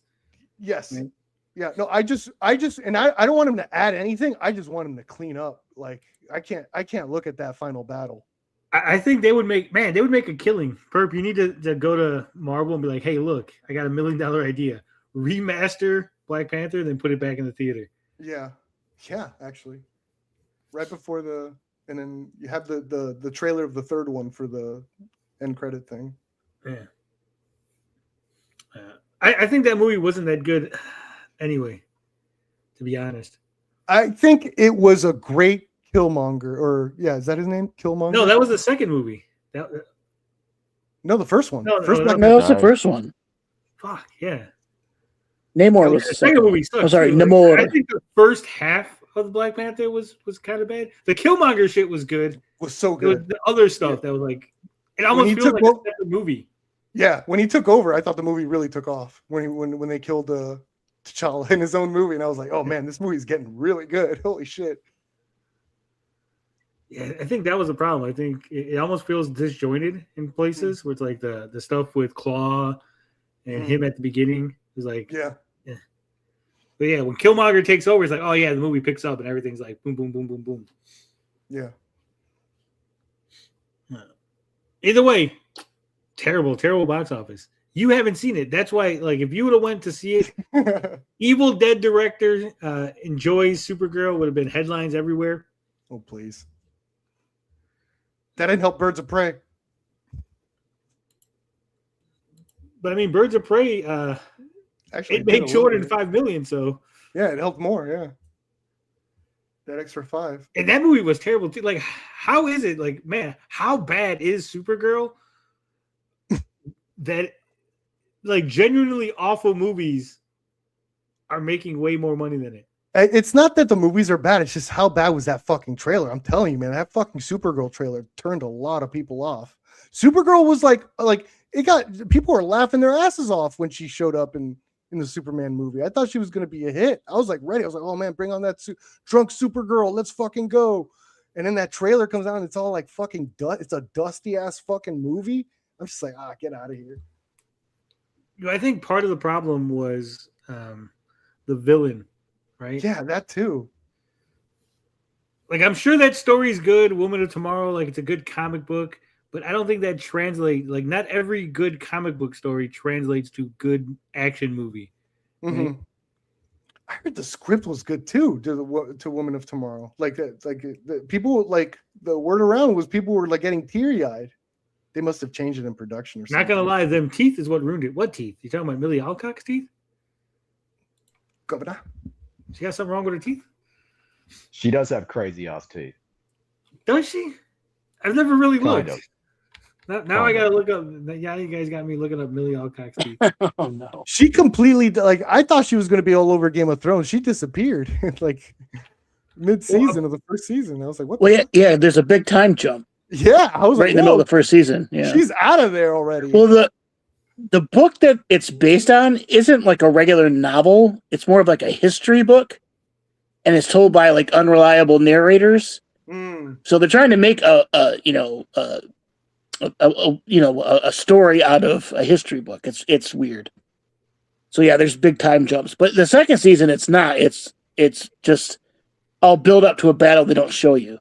And then you finally That's see the it in worst. season 3. That's That's the like worst Reservoir thing Dogs. about Game of Thrones. That's the worst thing about Game of Thrones. We're building up. We're building up. Oh no, never mind. You're not going to actually see it. They do that way too often. Dude, Only in the beginning, because they save up for the last couple seasons, and that's where all the battles are. Yeah, House of the Dragon has been doing a lot of the battle happens off screen, and it's ridiculous. Like especially now where there's like they're in the heat of the dance, and there's all these huge battles that like the both sides do horrendous things, and they're not showing any of it really. What was the first big battle of the original series? Wasn't it the Battle of the Bastards? That was like season 7 or something. Like it took a while. They did. I think in the first or second series, there was like a scene where it's like, here's a big battle, and Tyrion, we're going to try and kill you, so you're going to go into battle. They put Tyrion in armor, they sent him off there, then and knock he him out. immediately, they knocked him out, and that was a clever way to like skip over the battle. But so that was clever. Then they had the thing where like the ships attacked King's Landing, and there was the chain. Yeah, remember that was that the stuff? first big battle. Yeah, that was the first big battle. Dragons cost money, Autoy. Yeah, I know. That was directed by Neil Marshall. That episode, The Green Fire. The first 2 episodes of season 3 are actually the last 2 of season 2. It's true. That was the battle you were supposed to see in season 2, but because of budget, they couldn't do it. So you see Randall it says they need to make movies for the fans. The TV Supergirl was what people want. Supergirl could have been a chance to introduce Brainiac. That is true. Also, Boba Fett says she could always play an Adam Warlock variant. She doesn't need to play an Adam Warlock variant, Boba Fett, because there is actually a character in Marvel that is a female Adam Warlock called Her. Then her name gets changed to Kismet. So she is a female Adam Warlock made by the same people. She's golden. She actually goes around looking to like get pregnant by one of the superheroes. There's a whole comic where she's looking for a mate. Should go after Lobo. He'd do it. Well, because they created her, like they created him and her. Adam Warlock is him. Him and her were supposed to be the Adam and Eve of the new generation. Like they created these genetically engineered humans to make a new super race, right? But then Adam Warlock broke free, left, blah, blah, blah, did his shit. Eventually Her comes out and she's like, well, I need a mate. And Adam Warlock's like, fuck you. I'm in space. So she goes around looking for one. You guys are talking about Game of Thrones and House of the Dragon, which are 2 different shows. What? They are? No, it's the same thing. It's the same. Game of Thrones shit. Yeah. It's all one big Game of Thrones. Oh, the White Walker. Night of the Seven Kingdoms is all in there too. Although that's really the best of the 3 shows, if you ask me. Speaking of the 3 new one, things, Marvel Studios still hasn't given up on its 3 most controversial projects yet. They have a Hitler project too? Maybe. So it says, apparently Rama Tut is coming out in the X-Men 97, right? Out of the closet? Says season 2, episode 4, Rise of Apocalypse, part 2, picks up right where the previous left off, with the titular team in danger after an attack from the mysterious Rama Tut. A traveler from a different time, Rama Tut came to ancient Egypt in search of a great power. He enslaved En-Sabanur and his people, forcing them to erect statues of deities and build pyramids in order to achieve his goal more quickly. However, the first mutant rebelled and led a resistance against its former master. Forcing them. As you know, Rama Tut is, one of the Kang variants. Kang. You know who's doing the voice of him? Why is Kang crying there? No, that's not. That's supposed to be Mark's on his face. Who's doing the voice? John Delancey. He played Q on Star Trek Next Generation. Oh, dude, fucking Q's awesome. Yeah, he's great in this. Perfect, smarmy asshole. Perfect guy. But it's clearly not the same. What's the controversy? Because it's not Jonathan Majors. It's not Jonathan Majors, but apparently, so the rumor is that the X-Men universe that is at the end of the Marvels is X-Men 97's universe. Oh. Maybe. Oh. Someone made a great point. Marvel could do the funniest shit is if Doom comes out and then they have Kang kill him and it's still Jonathan Majors as the big baddie. That'd be hilarious. I mean, the funniest part would be like the real Doom would show up. Like Tony Stark is just a Tony Stark variant. He's not the real Doom, right? RDJ. And then the real Doom shows up and pulls off his mask, and it's fucking Jonathan Majors. So I'm back, bitches. I'll do I you never one better. left. He looks at the camera. He never left. He pulls that mask off, and Kevin Spacey is underneath. Oh my god. Oh my god, that'd be funny. Oh, we get AI to make Kevin Spacey and Armie Hammer look like one person, just like every canceled person into one look. Yeah. Kevin Spacey legit would be a good Doctor Doom, though. Now that I think about it, I think he'd be a good fucking Lex Luthor. Well, he was. He was. Superman Returns. He would be a good Lex Luthor in a good Superman movie. Wrong. So yeah, X-Men 97 apparently has got references to the Eternals, got references to Moon Knight. Oh shit. I miss Moon Knight. It's really good, man.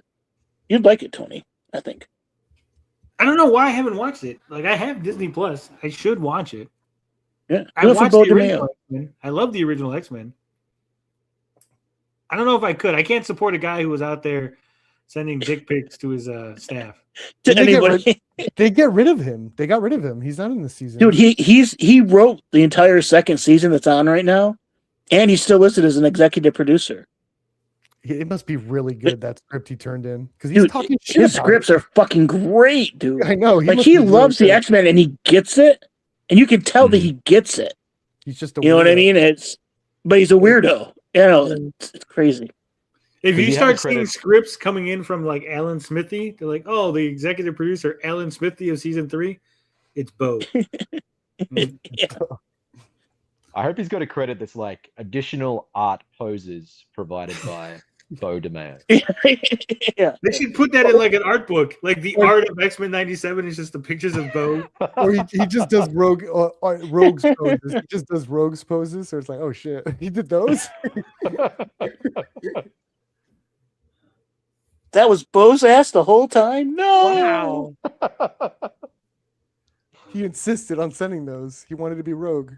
He wanted to make sure you captured that badonkadonk just right, huh? Yeah, apparently. What else is going on in the world of superheroes? New Avengers Doomsday promo shows first look at 4 Marvel bases. People are already hating on it. What? I know. Can't win. It says fresh marketing for Avengers Doomsday has highlighted 4 pivotal locations in the upcoming MCU film.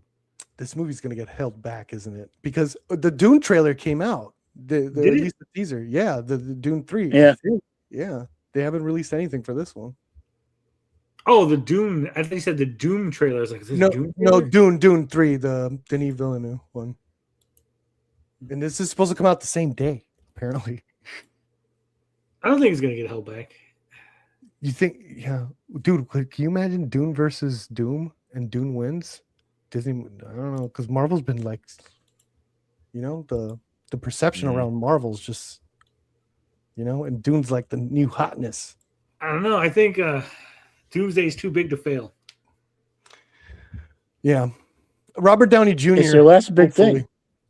Hopefully. But then someone was bringing up like the point. It's like, dude, Gen Z's not going to give a fuck about this movie like people think. The whole script got leaked, by the way, for Doomsday. That's what they claim. I always hear like the script got leaked. And I mean, remember that the Star Wars script got leaked by Doomcock and then they're like, it was completely fucking different.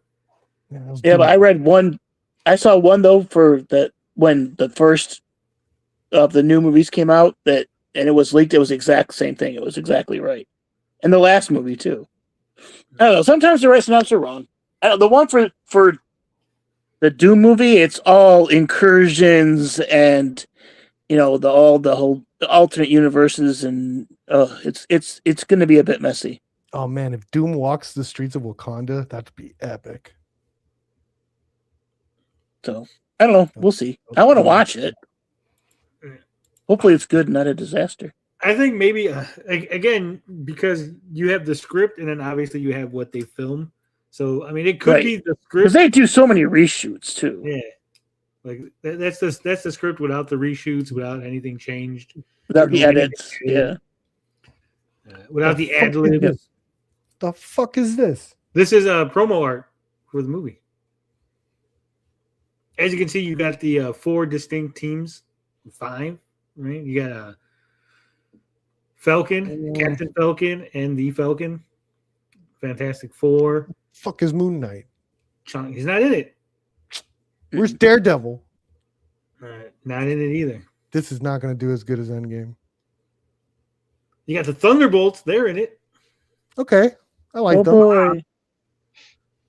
Florence Pugh's in it, so I'm The down. theory is they're holding back a lot of people for Secret Wars, not Doomsday. So Spider-Man's not in this. Yeah, but that's where Daredevil and stuff will come in the second one. No, I think Spider. So the leaks say that Spider-Man's in it, but it's not our Spider-Man, right? What It's is it? not Nicolas Tom Cage? Holland. Is it Spider-Man? Well, the leaks. I mean, I can tell you what I heard in the leak if you want to hear it, but Yeah. I don't want to spoil anything. The early, one of the it's either Tobey Maguire or Andrew Garfield. Their Spider-Man gets killed. Who? Okay, Right at the beginning. Who the fuck is that? One of the other two. I think it's Toby, not Toby. The other one, Andrew Garfield. That's Mystique. I know what character it is, but like who is like clearly this is Patrick Stewart, this is Ian McKellen, this is fucking James Marsden, right. Like Alan Cumming, like that doesn't look like Rebecca Romaine Stamos, and that doesn't look like Jennifer Lawrence. I think that is Rebecca though. That's supposed to be Rebecca, wasn't she casted? Did she like have a bunch of work done to her face? No, she just I think got she a new just hair. got older, dude. She got older in the Yeah. hair. That She's kinda looks like she's her. in the new Star Trek next Strange New Worlds is Rebecca Romaine What's Stamos. throwing We're it not off is her, Stamos anymore. the forehead looks a little too big there. Than what I'm. No, because I'm looking at old pictures of her as Mystique, and it was like it didn't have that look. Like the hair is different. Like They probably CGI'd it. Not. Like, it's got this weird thing on her forehead. I think it might not be her. I think they might have said, "Fuck it, we're not gonna." It's just she's all covered up anyway. She's a mutant that shapeshifts. We could have anyone play the fucking character. Yeah. Is it? Is Deadpool in this? I feel like this isn't enough. No. They're really just banking on fucking Steve Rogers coming back, huh? No, they're banking on what's his name coming back. Who? RDJ. Yeah. It's the lesbian haircut. Yeah. Maybe the artist just doesn't like her. Maybe. I did like the way the Russos treated Thanos. He had really good screen time considering how many characters there were. So I think they could do that with Doom. We got Thor and his big axe.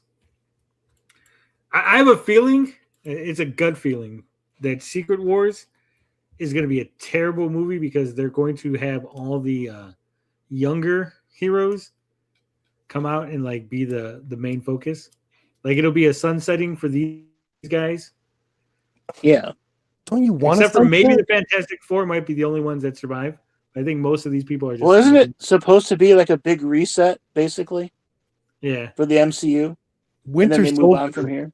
Winter Soldier's fucked. He's done. That actor seems like he's done with Marvel too. I mean, Chris Evans He should be playing Luke Skywalker. Sebastian Chris Stan. Evans said he was done, but then like all the movies he made afterwards. No, he's only. This is the only one he's made afterward. No, he's made movies afterward. No, I'm saying not Marvel. Like it feels like it's a return for like a kind of a career. No, he said he was done with Marvel. Like, was he like going to be a director or some shit? I don't know. Was he? Yeah, because I think that's why he ended up leaving. Like Endgame. That's why they write him out at the end because he was like supposedly done. Read Bubba's comment. Just gets to the point there. Avengers Doomsday. Oh. Show me a Capcom versus Marvel live action or anime movie. I'd watch that. You think they're gonna kill Ant-Man? They're gonna kill all these old fuckers. I'm on board to see I think Channing so. Tatum say, "Ooh, I'm about to make a name for myself here." You think they're gonna kill the Thunderbolts? Yeah. You don't really need them. I think they're gonna kill John Walker and piss everyone off. You don't really need them in another movie, do you? He could die too. He could die. Who's the guy in the back? Like his character, like they are redundant. Like this is like Captain Yeah. America, another Captain America, another Captain America. It's Captain like, America. Who's the guy in the back? that's Bob. Why isn't he suited up? Isn't he like Hyperion or whatever the fuck? What's his name? Sentry. Sentry. Yeah. I have no idea why. Like I didn't do the art. Like I mean, He's just gonna be walking around. they got these two. Man, apparently M'Baku is getting suited up in the movie. Gets himself a nice little suit. Yeah, they need to do some. Yeah, the Wakanda people need to stay alive because they need to have like a Wakanda show and shit. They haven't explored enough of that. They have a Wakanda show, Eyes of Wakanda. I want a live action one. Poor Thunderbolts. Gonna get that Miles Morales end credit scene. I think it might be in the Spider-Man movie. I don't think it's gonna be in the Doomsday. Yeah, no way Sony's given that to Marvel. No way Sony's given that to Disney. Mm-hmm. No way. Pedro as Reed hasn't earned that prominent spot. Well, I think it's just because he's Reed Richards, Doom's. Like, man, they haven't even established that it's Doom and Reed Richards' rivalry. Like, that's why I think this movie's not going to be great, right? Because you have to rush so much. Forget all the people being in it. You just have to, like, rush the whole who Dr. Doom is for the normal. Yeah, you got to introduce Doom. That's going to take a while. Yeah. He's so vital. Like the Russos did such a great job with Thanos. They could totally do it. Thanos only showed up for like 2 scenes before. Like he wouldn't even feel particularly threatening. He only people were just telling him. Yeah, but he was inevitable. Yeah, it wasn't until Infinity War because he gave Loki the staff and he gave him. Yeah, but he had like the kind of like a bad guy you. Also, he was in He's in like 3 movies. He was in Guardians because him and what's his name? His scene was better in Guardians, but it wasn't until the Russos got a hold of him that I felt like, yeah, that's fucking. And he did the whole "I'll do it myself." Yeah, that was in Avengers. Yeah. I thought that was Hellboy when I first saw it. I was like, who the hell is that guy? I don't know. Like Doom is a character that has a long history. I think they're rushing it obviously because the actors they're aging out. They all want to fucking move on, right? But like Doom should have been introduced long. Robert Downey Jr. was out. He wanted back in. Well, did he want back in, or like, did a dump truck full of money mean that he was fucking back in? I think it's mixed. I don't think these guys it's like some of these guys their movies don't do well unless they're in a Marvel movie. Right. Anthony didn't they try again, he was retiring. Like they're all old. Like Chris Evans said he was retiring because like didn't he get like cancer or some shit? Not Chris Evans, Chris Hemsworth. Doesn't he have Hemsworth? He had something that he might get early dementia. He's like Fractard or something, right? Yeah, that's right. Either way, like all these guys were like out, and now they're coming back just for this. The dump truck full of money. But like Doom again, it's because the Fantastic Four and the rights and everything was fucked up. Same thing with the X-Men. Didn't they try to introduce Latvia in the Moon Knight show? I think so. Like at one point, like he broke into a castle there or whatever. Like and he didn't remember it. Yeah, he was outside of some Liberian castle, but that was like the most. Yeah. I'm hoping Robert Downey Jr. wanted to do this more than money because I want him in for multiple movies. And there was a point where he was like kind of phoning it in a little bit as Tony Stark towards the latter half until Endgame. He brought it back, but I don't want that Robert Downey Jr. I want him to want this, so we have an awesome Doom character, and we have him in multiple movies. If it's I heard and again, this is a huge fucking rumor, but I heard that Robert Downey Jr. isn't playing Victor Von Doom. Okay, that he's playing Tony Stark from a reality in which his actions caused the world to basically end. Like, you know how our Tony Stark saved reality? Yeah, this one failed their world. Yeah. That kind of wasn't that in the second Doctor Strange movie? Doctor Strange was like in a weird There was a Doctor Strange that failed that world or whatever. No, they said he failed a whole bunch of worlds. They're like, you're always like in every universe, you're the one that causes problems. These fucking heroes, bro. All they do is start more problems than solve. So yeah, so I hear that like that's not the real Doctor Doom, and that the real Doctor Doom. And this is all based on the fact that some toy company who was making toys claims that they were sculpting. You know why that double sucks? You know why that double sucks? Because now you're gonna get Richard Reed has to know this Doom and then has to get to know the other one right after. It's like, oh shit, we got to start over again. That's why it's like weird. Imagine if Thanos Josh Brolin fought Cable Josh Brolin, world would collide. Latveria, that's right. Latvia is a real place. Latveria is the yeah. That's a good point. Yeah. I think there's gonna be way too many people in the movie because everyone needs a little screen time. You got to give a bunch of screen time to the X-Men because again, they're just being reintroduced to the world, right? Yeah, but you could do it like be Deadpool. pretty prominent. You could do it like Deadpool.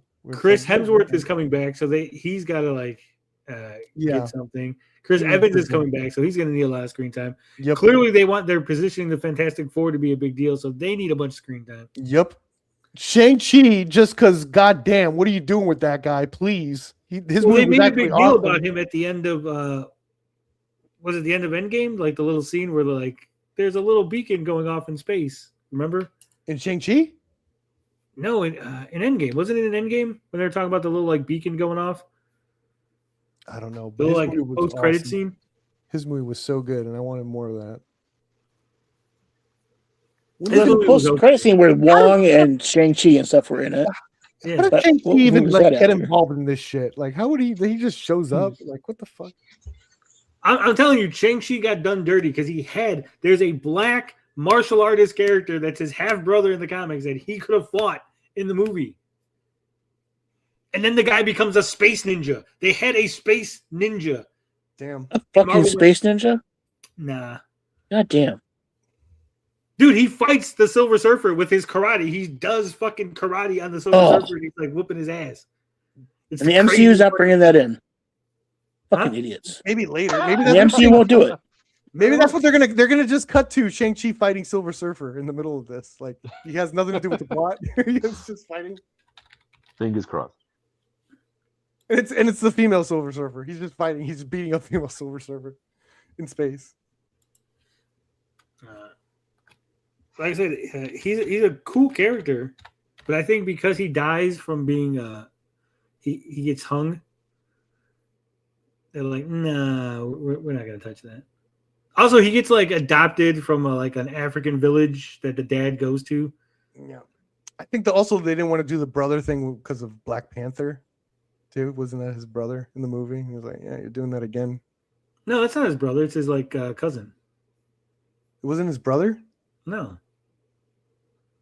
not all black people are like brothers. I mean, it was his brother. It wasn't his brother. No, that wasn't his dad in the beginning. I gotta rewatch it. Remaster that movie so I can rewatch it, please. No, that's his uncle. That was his uncle. Killmonger's father. Yeah, and why didn't you Shang-Chi do the brother thing then?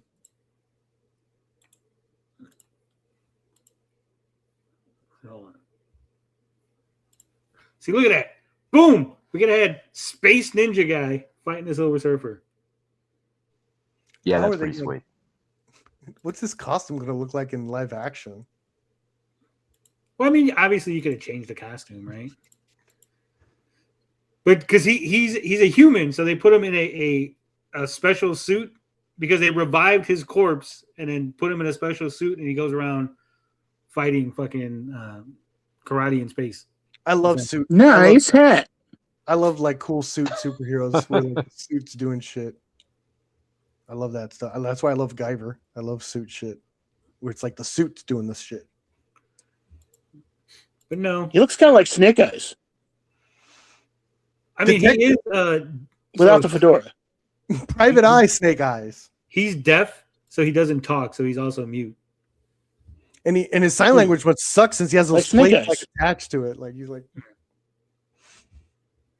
Shout out to legendary Silver Surfer artist Ron Lim. Yeah. Space Ninja with a pump hat. They changed his costume later on, but this is like his first costume when he comes back. I picture it's like a velvet, a type of velvet has on. No, I think it's supposed to be like a space plastic. I'm trying to see how would envision that like live action. Like if you make it like this weird like velvety skin thing. I don't know. Nah. Like the Maybe Flash like- live action, the TV show, that weird velvet costume. Also, isn't it Nice. funny Remember in that? the early Yeah. comics of the Silver Surfer, he's colored white, even though he's the Silver Surfer. He's the milk surfer. A disabled space brother. Yep, and technically he's Woke. undead.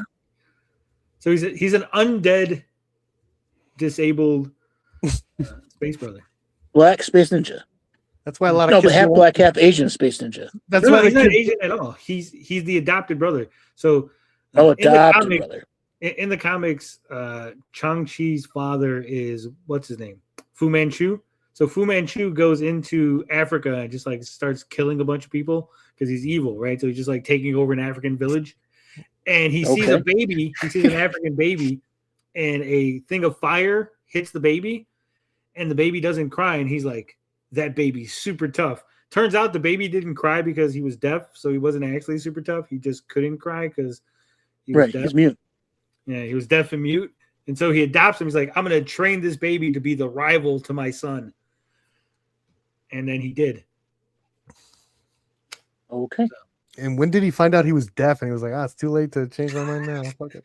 Like when they got back to China, he's like, Oh, wait a minute. shit. This baby broke. All right, now do this. What? Do this. What?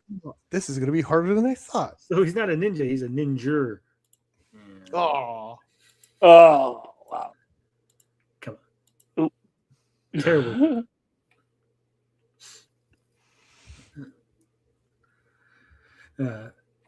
Nice hat. Did the Mandalorian movie? I haven't seen that one either. As I say, it came out, right? Yeah, it came out. Yeah. I'm waiting for the digital. Hopefully it's tomorrow.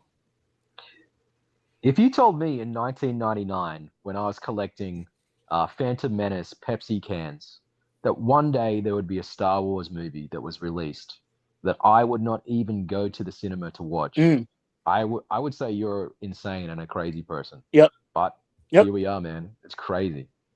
We did it, Reddit. Yep. It's so crazy that like it came We out. did, Not right. only did I not watch it, I was still like unsure if it had come out already. I'm like, did it come? Like I was confused. Like, wait a minute, did it come out? No.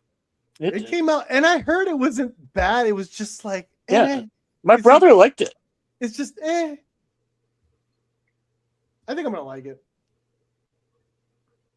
but I'm not gonna. I don't What take would it you serious. What would you do with Star Wars to fix Star Wars, the franchise? Oh man, first thing I'd do, which no one's gonna like, is do a rated R fucking horror one. Like horror movies make money. People want the mature shit. Do you want to do a horror movie? A horror Star Wars. It takes place like probably something to do with like the witches or some shit. I don't know. Dathomir? There are witches on that planet called Dathomir. I pitched to Disney once. It was to do after the Empire Falls, the Knights of Ren, how they became the Knights of Ren is because they raided Vader's castle and took all these like cursed objects and all this different shit, and it was like they get trapped in there. So that's probably what I'd do. The raid of Vader's castle. I'd keep it within like the fan shit that I like within that time period. I'm not a big enough Star Wars fan to go forward or backwards. The Knights of Ren were such a underutilized part of Star Wars. They didn't do shit. They just stood around mountains, apparently. Yeah. I have this idea in my mind where you do a Darth Vader movie where you totally put Darth Vader at a disadvantage, and you find him when he's in that like chamber where he's got like his helmet off and his limbs and stuff removed, and he's like recuperating and stuff like that. And you get him at that point, and then like I don't know, you blow up the spaceship or something like that, and he crash lands, and he's got no suit. He's missing his arms and legs and stuff like that. He's got to like I don't know, use the force to construct limbs and stuff out of junk or whatever. And I think that could be an awesome, like that could be like Darth Vader is brought very, very low, and then you see how badass he is as he goes through Darth Vader. Why not just have phantom limbs? Just have the like torso floating, and you can just see like invisible limbs that are the force limbs. Yeah, Force limbs. And I think, you could send him to a planet that's rich in oxygen, so his breathing's not a problem. But then it's like if you spark up a lightsaber, then it's gonna like create a massive fire, so he can't use his lightsaber, and he's got to like battle through something like that. Why didn't they give him lightsaber arms? Now that you bring it up, that they cut off his arms, right? When they rebuilt him, why didn't they just make his arms into like lightsabers? Well, he could have done a lot of stuff. Believe it or not, it is lore accurate that the Empire was on a budget when they put the Vader suit together. Look it up. I swear to God, it's hilarious. It's the opposite of the $10 million man. They're like, we only got like 10 space Look it credits. up. Some nerds like did all the they put out all this math. Yeah, they put out all this thing on what the Empire did, and at one point they said, actually, for the helmet, they did this for cost efficiency. I was like, what the fuck? It's like there's a Red Letter Media video where they read out the like Wikipedia article for Darth Vader's suit, and they crack up at how there's absolutely no like quality of life things added to the suit. And I think the funniest thing is like in Darth Vader's suit, there's an alarm that just goes off every half hour, and it doesn't do anything. For what? They're still trying to figure it out. Poor Vader's got this fucking alarm that goes off in his helmet every half hour. No wonder he's so pissed off all the time. Exactly. You go crazy. The Emperor's just like, says, make the Sith really evil. Give it rated R Sith movie. Yeah. That could be pretty cool. How the Sith came to power, how they came to the big battle where like all the Sith fight each other and they decide on the rule of two. Yeah. Or a rated R Darth Bane movie. It also, like, I don't like to think in terms of audience, but it's like kids don't care about Star Wars anymore. They're for us. They're for the people our age. So it's like, yeah, make them rated R. That's why if you would have had like Vader with like lightsaber arms, like kids would have loved that. What about legs? Like General Grievous. If he has lightsaber legs and he's always like, they're always going through the hole, so he's always like sinking like a little bit. He has to keep walking or else he's sinking. Otherwise he tears through the hole. That'd be great. Just sparks every time he like walks. But I'm saying like you would think his suit would just have like lasers and shit coming out of it. Like it'd be like an Iron Man suit. They're fucking Star Wars. They're making Death Stars and they give him the lamest suit ever, right? Budgetary reasons, bro. I think no, I don't think, because they don't do that for anyone else. Like occasionally you see a Star Wars character with a robot arm, but they like the whole being half android must be a disadvantage in Star Wars world, because they only did that to Vader because they needed him. Like the Emperor needed that power, right? It wasn't it wasn't to make him cooler. That suit wasn't going to make him better no matter what. It was going to make him worse, but he's still a powerful Jedi. With all the retcons, it makes no sense because in the original he was like just a super powerful Jedi, right? So they said, like you said, they saved him because like he's still super powerful. But with the midichlorians, wouldn't like losing all of his limbs make him less powerful? Yes, that is out there in the comics. That's true. Like he isn't as powerful as he was when he was whole. So do like midichlorians like they like if you took them out of somebody's body, would they regenerate midichlorians, or how does that work? They tried doing that in I think it was the Bad Batch animated series, where they were trying to clone for the Emperor, trying to make a clone with midichlorians in it that he could move his body into, for his, should something happen. But they couldn't do it. And they finally figured out a way to do it with one of Boba Fett's clones. It was a female clone that they made and whatever. Her genetic makeup would work. Yeah, doesn't Vader need to use the Force to maintain his suit, and that's why he's not got? I think that was the original, and then they retconned with all the midichlorian shit, right? So if battled around so much, if midichlorians exist and like they're in your limbs and stuff, right? I need a horror movie where a guy's going around like killing people and like they're missing limbs, and then you just see some guy with like all these limbs attached to him. He's like, "Now I got as much force as Vader. He's got like 15 limbs." Because I mean, again, you have a universe that can attach your arm back and like give you robot arms. So clearly, like if you came to him with an arm and like, "Hey, attach this to my fucking torso," right? They should be able to like make it work. put this on top of my head. Make sure Yeah. it's having middle finger, just the middle finger. I'm telling you, like I'd have like spider arms, like it'd be like 6 arms, like a bunch of legs. Yeah, there's a bunch of like they always do. Like it's always like the weird fucking aliens doing weird shit to themselves. It's never like a normal human guy with just like spider arms. They need to do that more in Star Wars. We just like cut a horse in half. Like how many midichlorians does a horse have? Let me just give like a horse body. Attach it to me. There might Or be a just the penis, connection right? to midichlorians because like when Anakin was his most powerful, when he was bitching the most. So there might be like he, because once he was Vader, he stopped like complaining. He was just a badass, get it done. Like he's less powerful. I don't know. Might be a connection. Make a Star Wars version of Saw and call it Saber. Again, also, how is like Darth Vader just not popping people's heads off? He can pull down a whole ship, but apparently he can't pull a guy's head clean off, right? Give me that rated R Star Wars where he's on the battlefield and they're like, oh no, it's Vader. And they're like, why are you scared? He's just one man. And they're like, you just see him like popping people's heads off with the Force. Like ripping people in half and shit. Yeah, you can do that with the rated R one, dude. The crazy shit you could do with the Force in a rated R Star Wars movie must be insane. I don't think spectacle will save Star Wars. Like, what you need to save Star Wars are 3 characters like Han, Luke, and Leia, where people are invested in that relationship and their story. I think Disney and more stuff are like, oh yeah, the universe is amazing and blah blah blah. But I think like a big part of like the success of those movies were those 3 characters and their interactions, and they just totally ignored that. So I think you got to go back to something like that, then have the spectacle with that. I think it might be a little impossible because when you are introduced to those 3 characters are introducing you to that world as well. So you're getting bombardment of just like, oh my god, this is amazing. Versus like we already know the world, so it's like these 3 characters.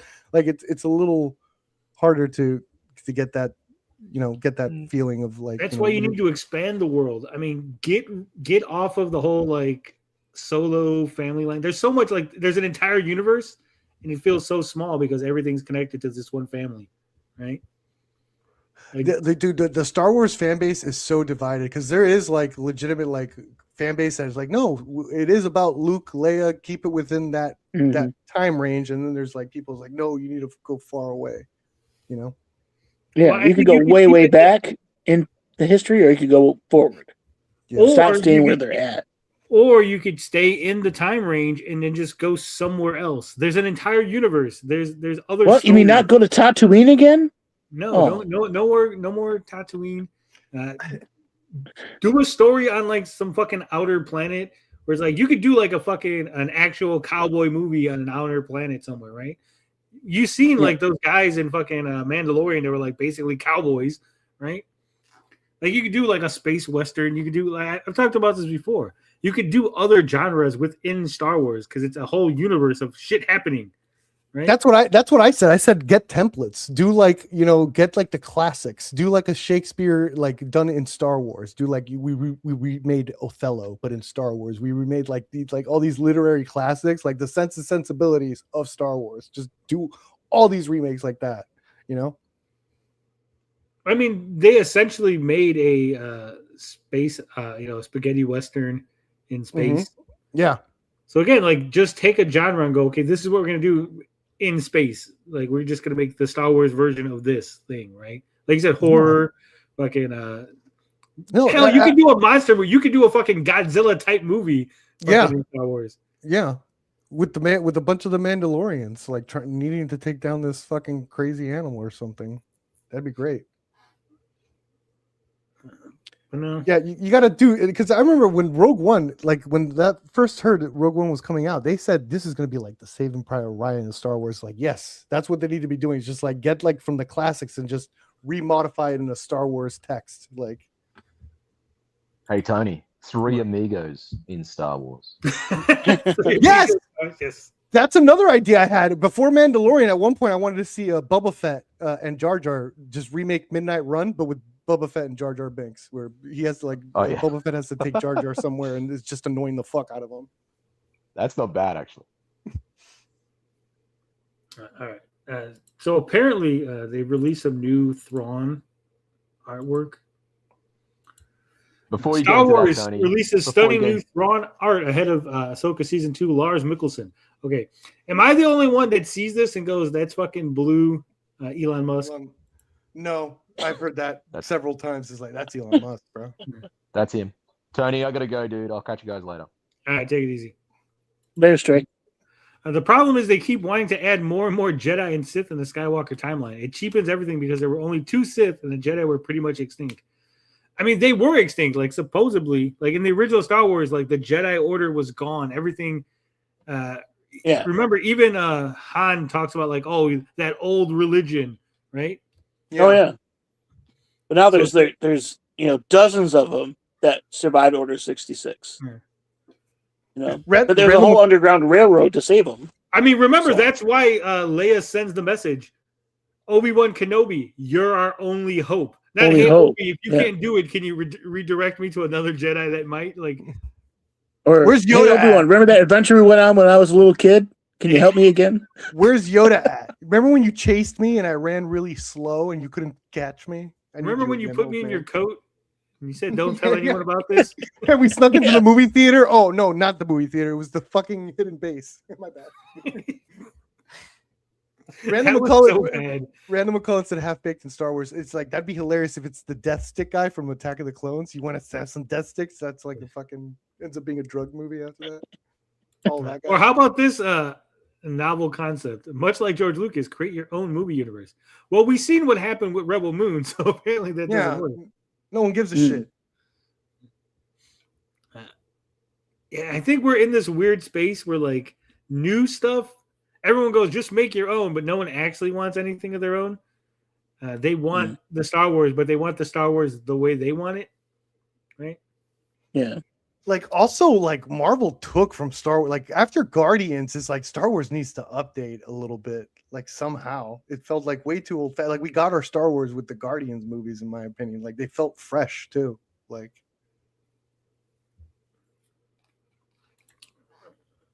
I mean, we need something. Guardians There's still some good original sci-fi out there. Project Hail Mary was fucking awesome. Yeah. Was it? I hear good things. Oh yeah, it was really. Dude, it's good. so good. It feels good. It's life affirming too. Where you're just like, hell yeah, man. Yeah. It's life. It's a affirming. great after movie. they fucked up the entire planet and they send old boy over there. You'll end that movie with a smile on your face, Tony, guaranteed. Fuck yeah. Because of the little rock guy or whatever. Oh yeah, so satisfying, that ending. I loved it. It's a good movie, bro. Now, on your recommendation, I will watch it. Mm-hmm. It's on Netflix. Is it on Hulu? What's Amazon. it on? Amazon. Damn. Amazon. Yep. Dude, I have Prime.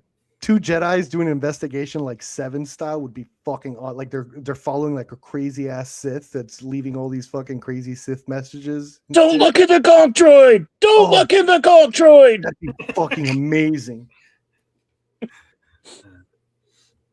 Marvel became the new Star Wars because of Guardians. Yeah. But they really didn't do anything with it either. I mean, other than Guardians 1, 2, and 3. I mean, there's so much space stuff they could have done that they also just like had Guardians. Go ahead. I was gonna say you had Guardians and like they go, look, people love this shit. Make more of this shit. There's other space characters. There's Nova. There's Quasar. There's fucking Silver Surfer. There's all these characters that you could have done, and they're like, nah. Maybe they don't have the right pitch, but there was a point, dude, where it's like the thing was when Marvel was like at its hottest, they were sucking up every other genre. Where it's like every other like the Captain America, the second one was like a Jason Bourne movie, and then the Jason Bourne movie does like worse, right? The Doctor Strange movie is the magic movie, so you get your like your Harry Potter sort of subgenre, and then the Harry Potter movies start doing bad when those movies come out. Like Marvel was literally like sucking up every other genre, like every other like almost nerd franchise that is in another subgenre. It was really crazy at one point, and I feel like they kind of did that with Star Wars with the Guardian shit. So what you're saying is Marvel needs to see what kind of movies are coming out and then make that movie. Yeah. Or at least what's popular. It's like, hey, what like that was the thing. That's what made Marvel awesome. It's like, yo, Ant-Man, it's gonna be our heist movie. And it's like, yes, they have a heist movie. The She-Hulk was gonna be like their court movie, right? It's like, or their court show. And it's like they stopped like kind of doing that. Where it's like, this is this version of that. Yeah, except for like it was gonna be the court show, and then it wasn't. the Yeah, court yeah, show. no, that's what I'm saying. They stopped doing that. Like there was a point where it's like everything was like something like that you were sort of recognized from a genre or a trope or something. Yeah. Marvel Like dropped the ball with WandaVision was sitcoms. Yeah, WandaVision was sitcoms. Yeah. Marvel dropped the ball with Super Scroll from the Secret Invasion show. Yeah, supposedly she's coming back. What's her name? The Game of Thrones chick. What the fuck's her name? Amelia Clark. Yeah, because she was in Secret Invasion and she became the most powerful character in the Marvel universe. Yeah. Did you see that arm where they gave her Drax's arm? That was hilarious. It was awful. Bro. Marvel fucked up the Nova Corps all for Captain Feminism because Nova and the Ravengers were supposed to show up in Endgame, not Captain Marvel. I mean, didn't they pretty much get rid of all the Nova Corps though in the second Guardians movie? You got to have Captain Marvel in Endgame. Like they're not, though, especially if you have $1 billion movie that came before it. Super Scroll, man, Marvel has two warring, empires, right? They could have did their own like Star Wars. They have the Skrulls, they have the Shi'ar, they have the Kree, right? And they have heroes. They have different fucking like people. They could have had their own version of fucking Star Wars. But no, they're like, nah, Guardians is fine. All we need is Guardians. For now, they'll get into space again. I mean, the Marvels kind of did space, and look what happened there. Fucking Werewolf by Night. Yeah, dude, Gothic horror for that one. That was the last Marvel masterpiece in my opinion for me. Did you see the Punisher one? No, I have not. Is that good? It's pretty good. It's not great, but it's pretty good.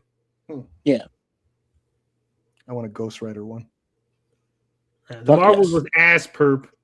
Yeah, no, but I'm saying they did the space thing, and yeah, that's why probably they're not returning to space for a little bit because that one didn't do that well. It wasn't liked. Like Hollywood has weird things. It's like, oh, they didn't like the Marvels. That means we can't go to space anymore. It's like, what? Okay. I think the part of the Marvels that had the three of them interacting was pretty fun. The fight choreography. Yeah, the villain was bad. I mean, the villain was basically Spaceballs. It was stealing the air from the fucking planet. I'm like, oh my god, this is fucking Spaceballs. It was water. It really was. So at least they tried. I felt like they tried in that one. I don't think they did. I don't feel like they tried. Like they went to here's the fucking singing planet. The singing planet was funny. That was fun. I feel like to me that says that they are trying because it's not like going to a planet. It's like, hey, we're this planet. It's like they tried doing something different, a whole song to go. I think it was too much. I think like the singing planet would have been like a funny gag for like the beginning, like, hey, where's Carol? Right. And you see her at like she's on the singing planet, like true. That's true. That's but true. like no, like here's like 30 minutes of the singing planet. You're like, what? Really? Like I'd rather them try too hard than not try at all, like Brave New World, where it's like, what the fuck was that movie trying to be? Like, I don't like the espionage shit again. Well, that was like rewritten. They fucking took out the bad guys. They put in new bad guys. They hired Giancarlo Esposito. So Nick Cage Ghost Rider was peak. No, it wasn't, TJ.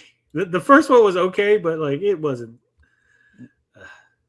Like Ghost Rider shows up, they're like, it's Ghost Rider, and he's gonna fight the bad guy. He's like dead. You're like, oh, okay. You're like, here's another bad guy. Okay, Ghost Rider versus the second bad guy. Dead. You're like, fuck. Okay, here's the third bad guy. He's like the big bad guy. Clearly, this is gonna be an epic fight. Ghost Rider. Epic stare. Fuck. That's it. That's the whole fucking movie. That's the whole thing. And then when the part that pissed me off when he rode with that cowboy dude and the cowboy dude just dropped him off. I was like, I thought they were gonna fight together or something. I got one last one in me. You're like, oh yeah, he's gonna make the big last stand as Ghost Rider. No, he walked away. He's like, okay, that's it. Like what? You could have just hopped on the motorcycle and then waited to turn into Ghost Rider for like 20 minutes or whatever to fight. Yeah, like he turned into Ghost Rider just to take him somewhere, not to fight. It's crazy. What they need to do is Ghost Rider is like Werewolf by Night. Like I would have loved that. I would try to pitch like if they did Ghost Riders like a 70s grindhouse, like how Werewolf by Night was like a gothic 60s, late 60s horror. They do that with Ghost Rider, but it's like a 70s grindhouse type of shit, and it's only 40 minutes. You don't have to worry about continuity or lore. Just fucking do it. That would have been Sketchbook awesome. says, to be honest, Ghost Rider is a meh comic and character. Spawn is the same character with better writing. Both are great though. I don't know. Ghost Rider has one of the coolest fucking just visuals. He just looks awesome. That it's cinematic automatically. Like Well, that the dude with a newer flaming head. Ghost Rider does. The older Ghost Rider kind of looks like ass, to be honest. Oh, really? Yeah. Have you never seen the original Ghost Rider? No. I mean, maybe I have, but I don't remember. He's like on a red motorcycle. It's like a little like stunt cycle. It's not like a badass motorcycle. It's like a little stunt cycle. Yeah, he was in the circus originally, right? Like an Evil Knievel? That was in the movie. Yeah. Yeah. Yeah, I don't like that. Like he didn't like get the badass like motorcycle till like later. The Danny Ketch version. Who can Ghost Rider even lose against? He loses against a lot of people. Mephisto. Has he lost to Daredevil or it's like one of those guys? Like a No. street level dude? That doesn't look that bad. He still looks cool. I'm telling you, he can't look not cool. It was a flaming fucking skull head on a motorcycle. It just looks badass. I know. I like his the newer version, the newer costume, the leather jacket and all that. I think it looks more badass. Oh yeah, it does. It does look badass, but it's like there are worse. Like heroes have looked worse. The popular ones. Yeah. Mm-hmm. I mean, have you seen the original Daredevil costume? That one looks pretty bad. No, what was that? The yellow one? Oh, like yeah. I've seen that one. Yeah, I've seen that one. Yeah, he looked like a Daredevil, but the colors were off. They were trying to match with like Thor, like Kirby Thor shit. I don't know what the fuck they were going for, to be honest. Yellow ink was probably cheaper. You know what? They probably, knowing Marvel, that probably was it. Right? Excelsior. Because man, it was like yellow and like a brownish red. And it makes no sense because he made that costume like he like in canon he chose those colors. Like, yep, yellow. In real life, no one would make a fucking costume. They were real heroes. They're just gonna go like this. I'm feeling lazy. You wouldn't make a costume? I would, but I wouldn't put it on. After a while, like you put it on for like the first week, and after a while, I'm just gonna do it like this. I'm gonna go like this in my fucking PJs. Fuck it. I mean, it depends what your powers are, I guess, right? Yeah. But if you were like a Daredevil, like or a Batman, you'd definitely put the costume on all the time. Yeah, I feel lazy. You'd feel lazy. If I'm Batman, I just won't get out of the car. It's like I'm gonna do this. Yeah. Everything's from inside the car this time, guys. The Black Miller costume is the best, like the Hulk TV show one. The Hulk TV show was kind of lame. But with demons, you need to go real dark. To make Ghost Rider not seem so gimmicky, it has to go real horror. Yeah. I mean, you could do a good Ghost Rider, but he has to like fight people, not like fight demons, fight creatures, fight like a horde of monsters and stuff. Not just like walk up to the guy and go, look into my eyes, you're dead. You're muted, perp. Penetrant stare. You're gonna also have that really pissed me off of the first one. You're gonna have a motorcycle. You have to have a motorcycle chase. Like you can't just him riding off. It's like so half-assed. At least the second one had that. Ghost Rider by way of Evil Dead. Ash versus the Ghost Rider. That'd be awesome. I wonder if Ash has been all over the place. He hasn't been in Marvel though. I don't think so. DC just got Elvira, so maybe there's hope. He might have. Actually, yeah, he was. Apparently, he's in the Marvel fandom, so there is a page for him. I'll look for that. I'll get that book. Marvel Zombies, Army of Darkness, #1. Holy shit, that's awesome. Who's he with? Spider-Man or by himself? He's just fighting the zombies. I think he's fighting the Marvel Zombies. Nice. So various characters. I don't know. Like I said, I haven't read it. I'm just looking up the article on it. Yeah, I'm probably gonna get a copy. That's crazy. Hell yeah, we did it. So there you go. You got Ash Williams. The cover is badass too. Let me look it Bring up. this bad boy up. There you go. You got the. Oh, that's awesome. Wolverine doesn't know what's coming. He does not. The Deadites versus the Marvel Zombies. What exactly you're the expert on the panel. What exactly is a Deadite? Fuck. Dude, I actually did know this. The difference between a Deadite and a demon. I actually did know this. Fuck, you put me on the spot. I did know this at one point. I gotta look it up. It was my own thing too. It wasn't like a known thing. It was like, oh, I had a theory of what the difference is between a demon and a Deadite. A Deadite. A demon is possession. A Deadite comes, I think, is just like a creature within itself, not possession. If that makes sense. I'm totally wrong on that. That doesn't make sense. I'm thinking of the movies now. No, they call Deadites the possession too. There is a difference though. I'll look it up. Next one of these things, I'll have an answer. All right. Now, guys, I think that's it. Unless Perp or Otto have anything, I think we're gonna end it here. It's fun show. Just chilling, shooting the shit. Next week, I'll definitely have more stuff planned. Again, this was kind of spur of the moment to redirect the channel back to its original mission, right? But like I said on the video, and like I'm saying now, I know a bunch of people are going to be turned off by this, the drama hounds that only came here for the drama stuff. But we will regrow the channel. We will rebuild the audience. We will reach new, fantastic heights. And we're going to have a lot of fun doing it. We're not going to be bogged down anymore. And as always, love, peace, booty grease. We out this bitch.